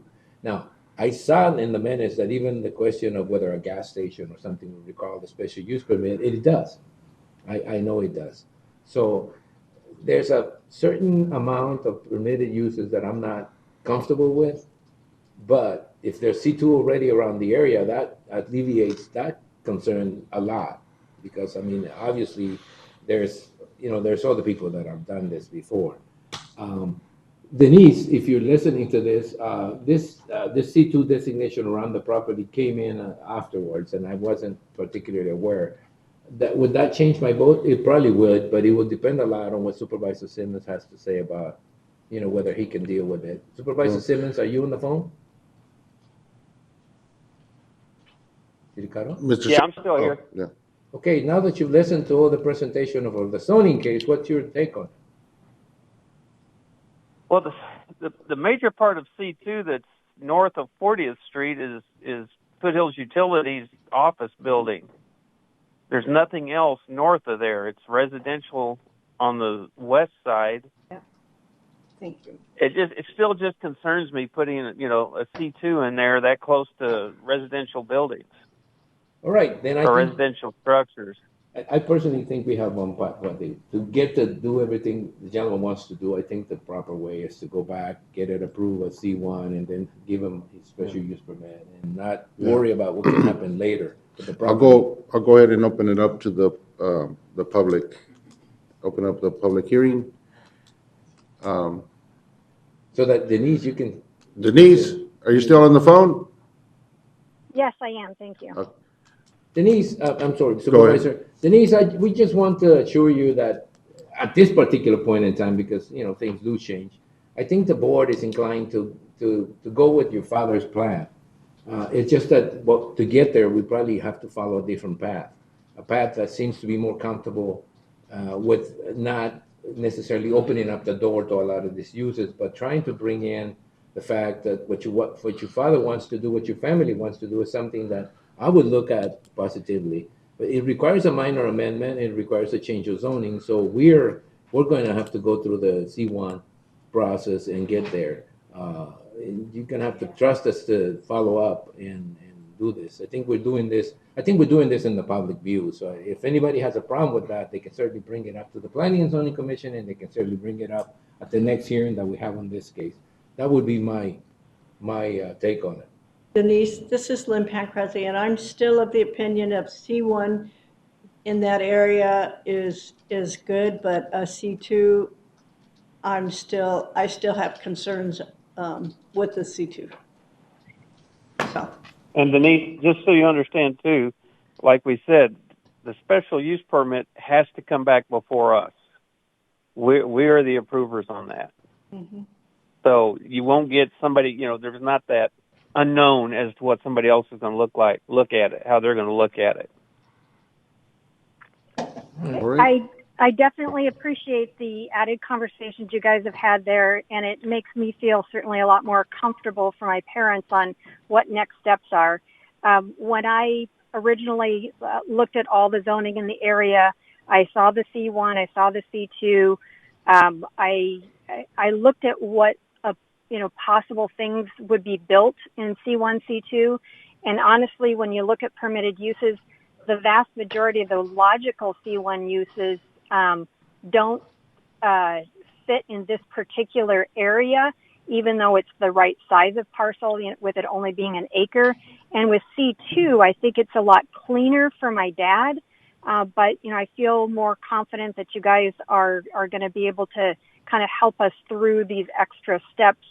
I certainly understand C2 having some very busy, hotels, motels, but with the property being so small, relatively speaking, only an acre, I can't imagine, these superstores, ever wanting to locate on this property in the distant future. But again, as long as, the C2 isn't, or the C1 process is, I'll say, controlled through your group there, then I think my dad will get what he needs to be able to kind of move forward logically with this parcel for them. Yeah, and we understand what he's wanting to do, and believe me, it's his property, he has that right. We're just trying to be careful and watch all the surrounding residences as well, and make it just where it's a harmonious fit with everybody around them. Right, I get that. All right, thank you, Denise, and I'll bring it back to the board.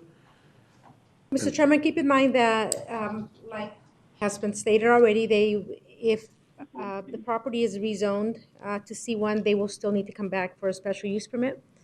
In addition to that, and the special use permit will be heard by the Planning and Zoning Commission and this board, it will also require a variance. Variances are heard by the Board of Adjustment because the property does not meet screening and buffering for the structure that is there. So the variance is a separate process that will also need a public hearing. No, it's a different board. No, the chairman just looked at me and said, we are, but we're not. We're not the variance board. The variance board's a separate board. Correct. I just want to make sure, and that really brings out the problems that Denise has with the process, that it requires other people to take a look at this project, and you're hoping that they understand. Now, when we give the special use permit, how much ability do we have to change things? Because it's a special use permit, we can apply certain restrictions, we can apply certain things to make sure that it's compatible with the neighborhood, but we cannot change certain things about it. And what you're telling me right now is that where would it require a variance from if we were to give it a special use permit and say The setback. the setback The requirements? setback. I thought commercial didn't have any setback. Mr. Chairman, on the west and south, under the current zoning and current use of the property as a residential property and residential uses, it doesn't require additional screening and buffering. Once you change the property to either C1 or C2, then it triggers compliance with screening and buffering because the properties on the west are zoned residential. It will. I'm not sure if it requires buffering from the south side, but it will require screening and buffering from the west side of the property. Can't you put that on the special use permit, the screening and buffering? No, Mr. Chairman. The screening and buffering is a requirement of the zoning ordinance, and they will have to comply with it whether we attach it as a condition of the special use permit or not. They will need a variance if the property is rezoned to C1. They'll still have to have a variance because that garage is too close to the residential properties. Correct. Mm-hmm. Well, some of us are going to have to be present during the variance process. We appoint the members of the variance board. And essentially, I think we're all looking for ways to make this happen for the gentleman. And I think, Denise, although every time I turn around, this one surprises me with some new requirement, I still believe that we can get through with all this without it going to waste. I mean, I obviously think that if we give a special use permit, the variance board is going to look at that and say, okay. But again, I already said that initially, and I'll repeat it again, there is no guarantees in this world, and we got to move it fast because we got elections next year. So let's just get it going. And I think we need to, no, Maggie, you're going to bring something else.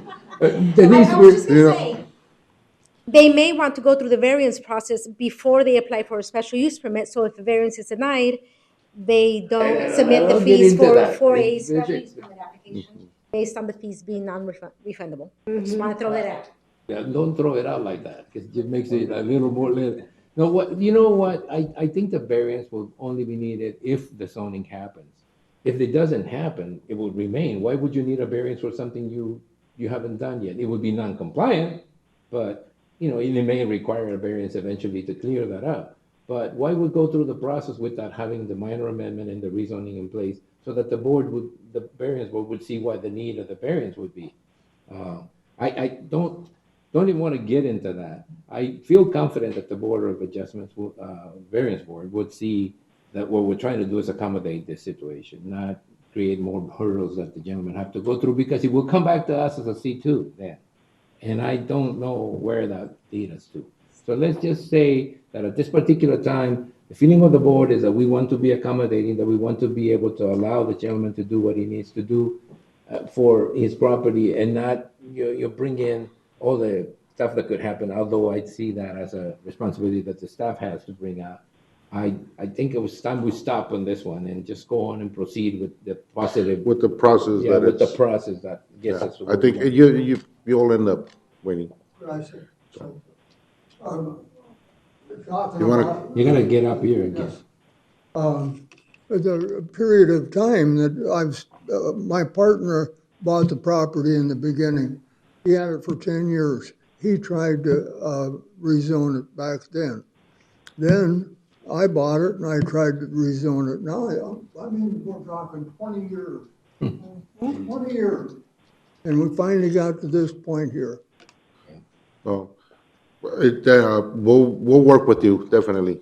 20 years That's- ago, we probably could have done it, Yeah. but now, rules are, being But, brought in place. we'll do whatever we can to, try to go that path. As far as the offsets go on that building that I built, I have put 10-foot Yeah, offset all the way around that building, so it's all, we saw that on the map. it's all done with commercial in line. It's not built Yeah. cheap. It's a very expensive, good, nice building. 5/8 sheetrock all the way insulated and, We saw the picture on it, yes, thank you. All right, bring it back to the board for, So Supervisor. May I have a Correction. question? What is setback for that garage? What would setback be for commercial? no, the days for commercial, it wouldn't need setbacks, huh? Mr. It Chairman, wouldn't? the setbacks for commercial would not be the issue, but the buffer screening is the section that would require Just the reduction, which it depends. C2, the minimum setback would be 25 feet from a residential lot with 8,000 square feet or greater. And for C1 zoning, it would require 20 feet setback from residential zoning adjacent parcels with a minimum lot size of 6,000 square feet or greater. So the Okay, 10 feet. So there's no way that they'd have to have a variance to be able to put it in there. As the owner mentioned, it is 10. At 10 feet, yeah, and it is a permitted structure. It is built as it is. I am not sure what it would take to move this structure from where it is to another setback, but No, don't, that's. a variance would be probably. Nobody, come on, that's. Yeah, I know, that wouldn't work. Okay, thank you. I just wanted to have it on record on what it would be if it had to go, if it went commercial. Long in the tooth, but just the critical issues list that you put in there, it's pretty definitive. If you read it, if that changes, this is required. There's a special use permit anyway that will or something that's required for the caretaker's residence to begin with. So it would be non-compliant once we put it into, it's not compliance now, but it would be non-compliant if we put it into commercial one anyway. You would have to have some changes. What I need to make a point of is that we're here looking at ways to make it happen. So whatever we do, the idea is to get it to us so we can make a decision that is beneficial to the landowner within the scope of trying not to be disturbance to the neighborhood, okay? Right. All right. So, motion?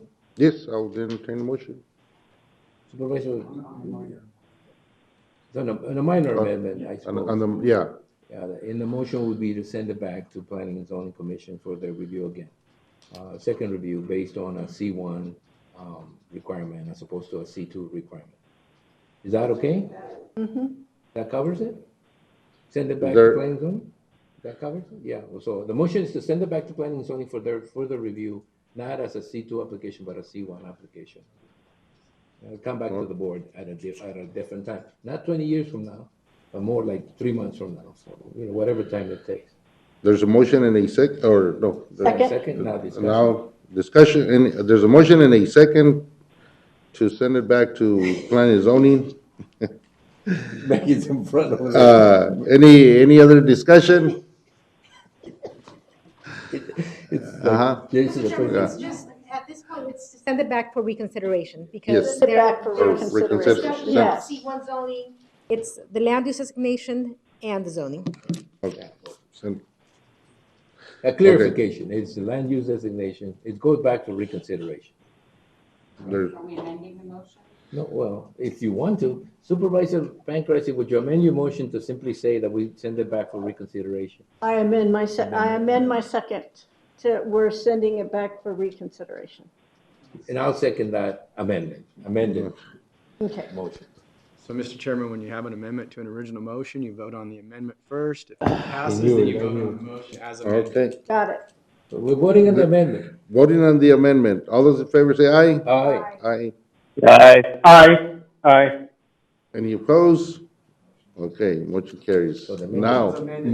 motion's amended. And How you vote? all those in favor on the motion amended, say aye. Aye. Aye. Aye. Aye. Any opposed? Motion carries. All right, We'll step on it as fast as we can, and the staff knows that you don't want to wait another few years or another few months, okay? we have an addendum. Denise, thank you. Thank you, Denise. Thank you, appreciate it. We have another one? An addendum. Yeah, but didn't we? Develop, Mr. Chairman, I believe that you only took action on item number 1. There's the minor amendment. You also have to take action on item number 2 to turn it to the okay, all right. We'll move on to item number 2. Is there a motion on rezoning case number I move to We have 23-04? the plans on and reconsider the zoning request. There's a motion. Send back to the planning and zoning commission to reconsider. Is there a second? I'll second it. There's a motion and a second to send back to planning and zoning for reconsideration, rezoning case number 23-04. All those in favor say aye. Aye. Aye. Aye. Any opposed? Motion carries. The addendum, rezoning case number 23-03. Thank you, Mr. Chairman. Javier Barraza, Senior Planner, presenting rezoning case 2303. At this point, Mr. Chairman, the owners have request from the board to continue this zoning hearing to the August 7, 23 Board of Supervisors meeting. He's just in conversation with the department in the county to iron some discussions they having or issues we having with engineering. Okay, I'll go ahead and. Before we go that, we do publish these things and people come sometimes to testify. Is there anyone here that wants to talk about this? I was not gonna open it up. I know, but I mean, I think the requirement is for when we have a Hey, publication. yeah, that's why it's open. He's here, we opened it up. Okay. I'm gonna open that up to the public. Anybody from the public? Tony, just kidding. you want to go outside No, and check and yeah, see? if there's- All right, I'll bring him back to the board. And Motion to so, continue. Yes. there's I'll second it. to August 7th. Yeah, the next, oh no, not July 17th, the August is 7th. There's a motion and a second to continue it to August 7th. All those in favor say aye. Aye. Any opposed? Aye. All right, motion carries. Thank you, Mr. Chairman. Thank you. Actually, we're gonna bring out the restricted airspace or something. I forgot to mention.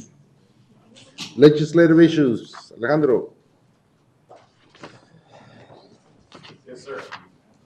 That was the curse of a short meeting, dude.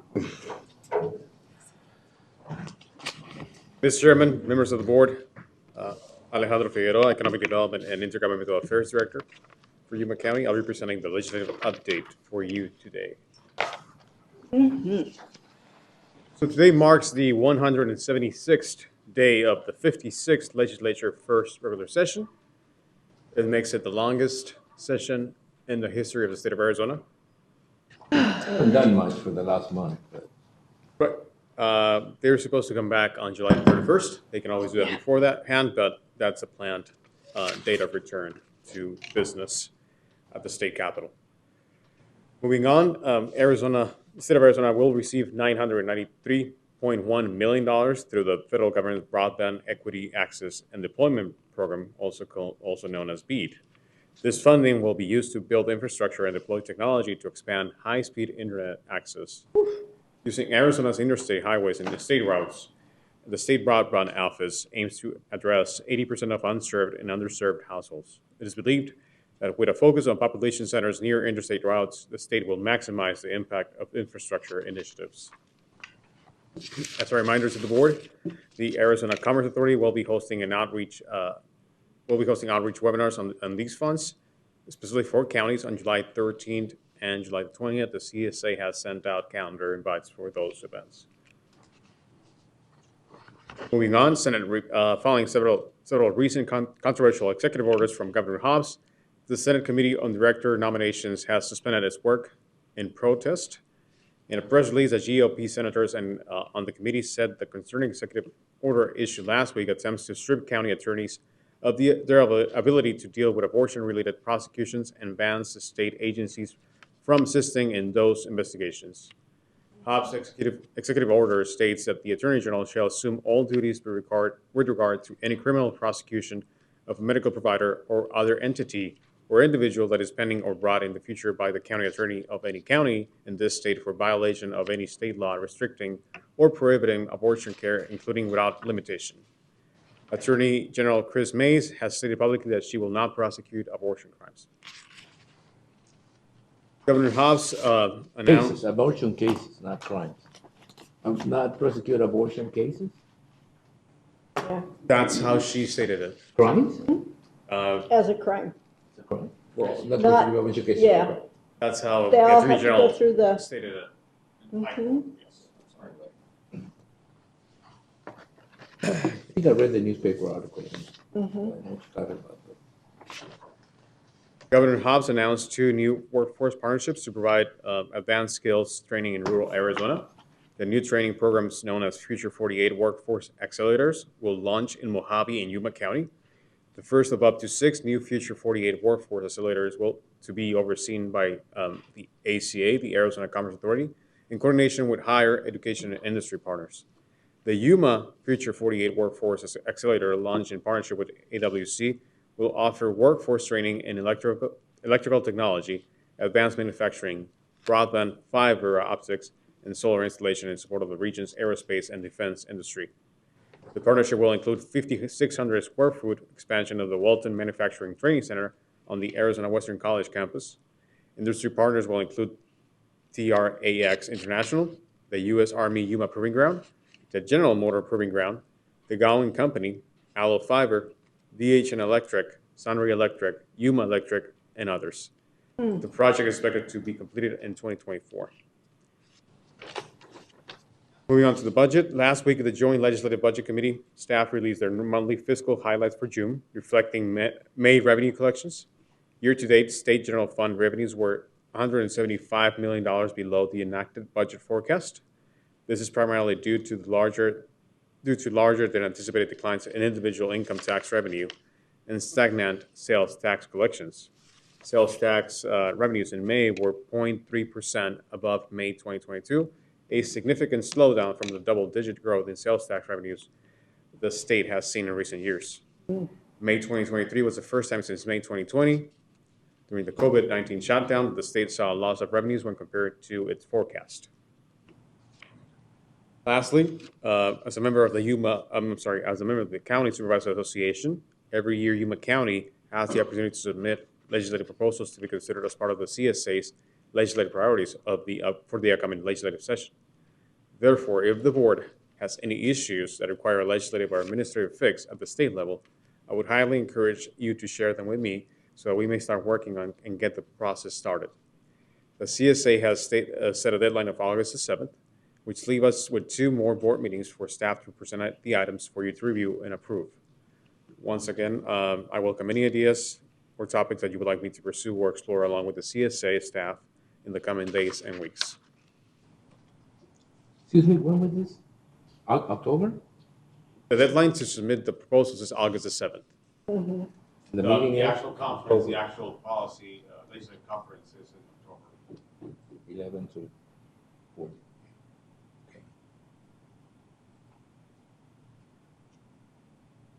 And as you know, I mean, our last try, we made some success on an issue that was brought up by the board by Supervisor Pancras and Supervisor Simmons. So I'll be happy to keep working on that same issue and or add additional items proposed to the CSA. On the federal level, on June 21st, Miami-Dade County, Florida Commissioner Eileen Higgins testified on behalf of NACO before the U.S. Senate Committee on Environment and Public Works at a hearing titled Reauthorization of the Economic Development Administration, State and Local Perspectives. During her testimony, Commissioner Higgins noted that the importance of the U.S. Department of Commerce Economic Development Administration to strengthen economic and workforce development in our nation's communities. The EDA was last reauthorized in 2004 and expired in 2008, but has been funded annually by Congress. NACO supports congressional efforts to reauthorize and increase funding and flexibility for EDA and recognizes the agency's unique role in promoting job growth and economic development in distressed areas. Moving on June 27, the U.S. Supreme Court issued a 6-3 ruling in Moore versus Harper, a historic law case. In its landmark decision, the court rejected the argument known as the independent state legislature theory, that state legislatures have exclusive power to set rules regarding federal elections. This important ruling preserves the authority, flexibility, and discretion needed by county governments to fulfill their duty to administer free and fair elections and maintain the integrity and security of elections at the local level. NACO joined with the National League of Cities, International Municipal Lawyers Association, International County City Managers Association, and U.S. Conference of Mayors to file an amicus brief warning that if adopted, the ISLT could create an unworkable election system for federal elections in which state legislatures could operate unchecked by state constitutions and state judicial review. The brief further argued that these implications would jeopardize localities' ability to administer elections smoothly and efficiently. So it was a win for the counties. Now, in international border affairs, as you know, on June 27, local, state, and federal officials gathered in San Luis, Arizona for the official groundbreaking ceremony for the San Luis I Port of Entry expansion and modernization project. The port serves over 7.5 million lawful border crossings annually. San Luis I is the second busiest non-commercial port of entry in Arizona. It's now it will now be a historic investment of $308 million that will double vehicle inspection lanes to 16 and includes a new 21,000 square foot pedestrian inspection building, adding 4 additional inspection booths to it.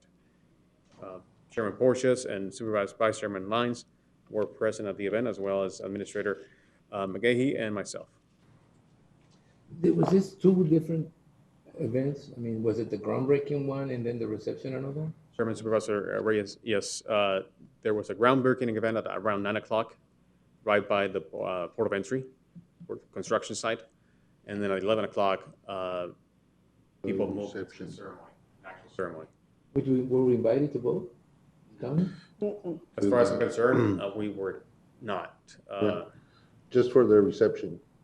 You know, I'd like to make a point of that with the staff from GSA. The fact that the supervisors, you know, Yuma County weren't invited and acknowledged at the groundbreaking, it's disturbing to me, especially when they ask us to participate in everything else. So please make a note of that and, you know, just either find out who we have to send it, which GSA officer we have to send it to. But I was on vacation. I couldn't make it, but deeply disturbed that a supervisor or the chairman of the board and a vice chairman of the board and, you know, board members were invited, but only to the reception. That is not. I agree.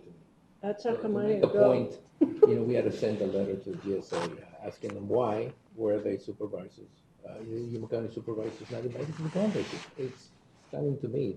We built the road that connects the commercial port of entry to the interstate. We have done everything within our power to make things happen in San Luis. And for us, not for the supervisors or for the representative of the county supervisors not to be invited to the groundbreaking, it is, to me, simply not acceptable. Right? Yes, thank you, Tom. Mr. Chairman and Supervisor Reyes, just to make sure you know this, the county chair was not acknowledged, nor the vice chair at the ceremony. I brought the issue up to GSA at the event, provided the names, titles, and asked them to please rectify on that, and they never did. So I will follow up with them. Bullshit. It's a big project. We've worked on it for a long time. Everybody worked on it for a long time. And it seems to me anticlimactic and just disrespectful not to acknowledge the fact that the County Board of Supervisors has been supported through this process. Simply that. Thank you. Mr. Chairman, that concludes my presentation to the board. Any other comments or questions thank you. for Alejandro? Thank you, Alejandro. We're waiting Thank a long you. time. Not a problem. It's Thank Maggie's fault. Oh, she's Let's just, She's gone already. Supervisor Pankratz? Or I'll go with Supervisor Simmons. Simmons, Mr. Simmons, are you still on the phone? Yep, still here. What, Still here. Real quick, abbreviated, I had a community meeting in the foothills, numerous meetings and phone calls with people, reference to ongoing things in East County, attended the state school board meeting, reference to Antelope up in Phoenix, and attended a community meeting out at Antelope High School, reference to some zoning changes fixing to come before the board, and that's about it. all right. I was busy. Supervisor Lyons? Well, you and I were there present for the celebration of the new port of entry. And then I participated in both changes of commands. And for the record, I wanted to note that I have received between 5 to 7 calls, texts, and emails in opposition to any type of recycling that is being considered right now. And thank you very much. So for Supervisor Lyons' information, we have received that letter that supports that, that you got, and we have copies of it. So, you certainly can understand where you're at. We did get that letter saying that these people are willing to bend over backwards to do something, but just wanted to let you know. Okay. Supervisor, Pankratz? Okay. I attended the Regional Coalition on Aging through WACOG. I attended the steering committee meeting for the health assessment. I attended the PM10 meeting. I attended, there was a roundtable for ACA on sober living housing. And there are some places around the state that are having some trouble with that. I attended the BNC Colonia meeting, and I want to personally thank George Anaya for being there and for all the information he gave. He did a very good job.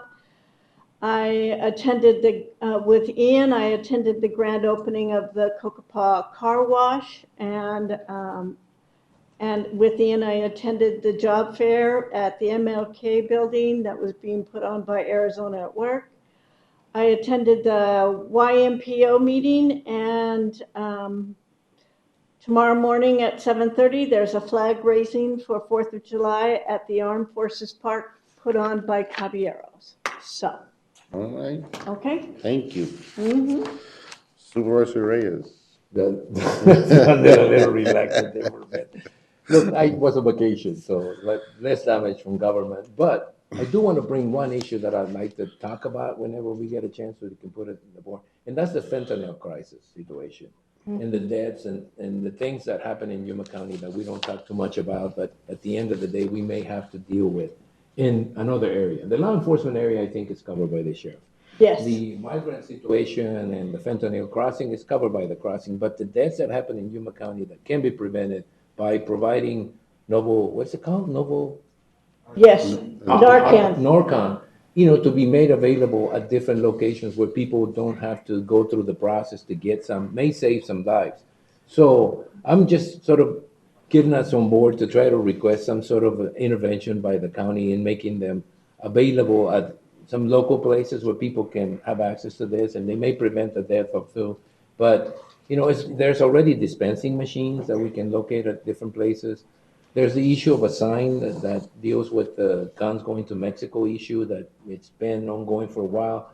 Some of those issues need to be, I think, put more in the forefront and dealt with sometime before we are forced to deal with it. I think that the fentanyl issue is not going to go away really quickly. It is our new war on drugs type of situation that essentially, as a county, we can sort of put it aside for a while, but it's going to come back and bite us.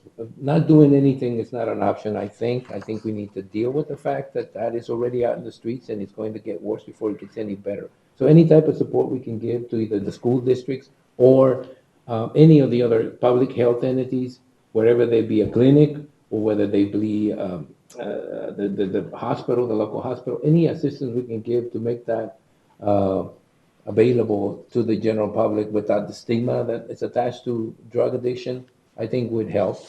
And I think doing anything or nothing is not an option. I think it's going to come back and bite us sometime. That's it. All right. I was on the phone with WACOG. Mr. Reyes couldn't make it, so I was at the YMPO, and I also attended the Port of Entry. And it just, that Port of Entry, the ceremony kind of left me a sour taste because I know the county's been involved. But as I was talking to several people there, a lot of their elected officials, GSA doesn't do a very good job. They're the ones that did all the setting up, and they didn't even let San Luis, even invite people. So they were the ones that were doing it. So they're not here, so they can care less. Well, they're going to care. Send him a letter, yeah. But I did see Ramon. Ramon said, ask for you. He was there. Yeah. He said hi. We know these people. But he's not one of the, that sets it up. I They had a got all different the- experience. I was there during the opening of 1984 opening of the new Port of Entry then. And we certainly made sure that everybody got invited and the city was involved in some of the design, which in this particular case, the city had been involved. It is unconscionable to me the way they handle that. Especially because it happened once or twice before. I understand the culture. The Mexican culture doesn't have a place for supervisors, but that's not true of GSA or any of the federal agencies. They know they have to work with the state. They know that. I mean, look, we did a $6 million improvement in that area, and everybody was invited. Mm-hmm. To do a $300 million project and not involve the county and Yuma County, especially this particular kind of process, it's just not. It's not good. It's not culture. It's not the right way, to me anyway. And I wasn't even there. So. Well, I didn't go on purpose because I wasn't invited to the 9 o'clock. Yeah, it's just weird. But anyway, we understand that local people don't have the power to make that change. It's the federal people that handle the way the process goes. But to get an invitation to go participate in the process and not get an invitation for the groundbreaking was insulting. That's right. Really. I mean, they call us all the time about, what are we going to do about the roads and what are we going to do about the connections, They don't live on an island. This isn't the island. But remember, it was GSA. Well, that's what I'm saying. So, I'm talking about GSA. It's not the GSA. local people. It doesn't matter. GSA should have a better understanding than anybody because they do it on a regular basis all over this country, so. Surprised how isolated the Anyway, people oh well. All right. Ian. Thank you, Mr. Chairman. Met with Russ Engel of University of Arizona Cooperative Extension, attended the Yuma County Chamber of Commerce meeting, Yuma County Employee Benefit Trust meeting, GYPA board meeting, visited the Cocopah Indian Tribe, and as Supervisor Pancrase mentioned, attended the Cocopah Car Wash ribbon cutting. We also went to that healthcare job fair put on by Arizona at Work. Met separately the next day with Arizona at Work Executive Director and Operations Director. Joined Alejandro Figueroa at a meeting with Arizona Western College Chief of Staff, MCAS Yuma Change of Command ceremony. Met with San Luis Mayor Nieves Rydell. YSIPTA board meeting. Attended also the San Luis 1 Port of Entry groundbreaking. Actually, not the groundbreaking, the after groundbreaking. Attended the Visit Yuma video premiere and took part in National Selfie Day, which was a lot of fun. So that's it. All right. So that was it. I'm just kidding. Meeting adjourned. Just want to Hey, have a happy 4th of July. If you Yeah. can- That's it.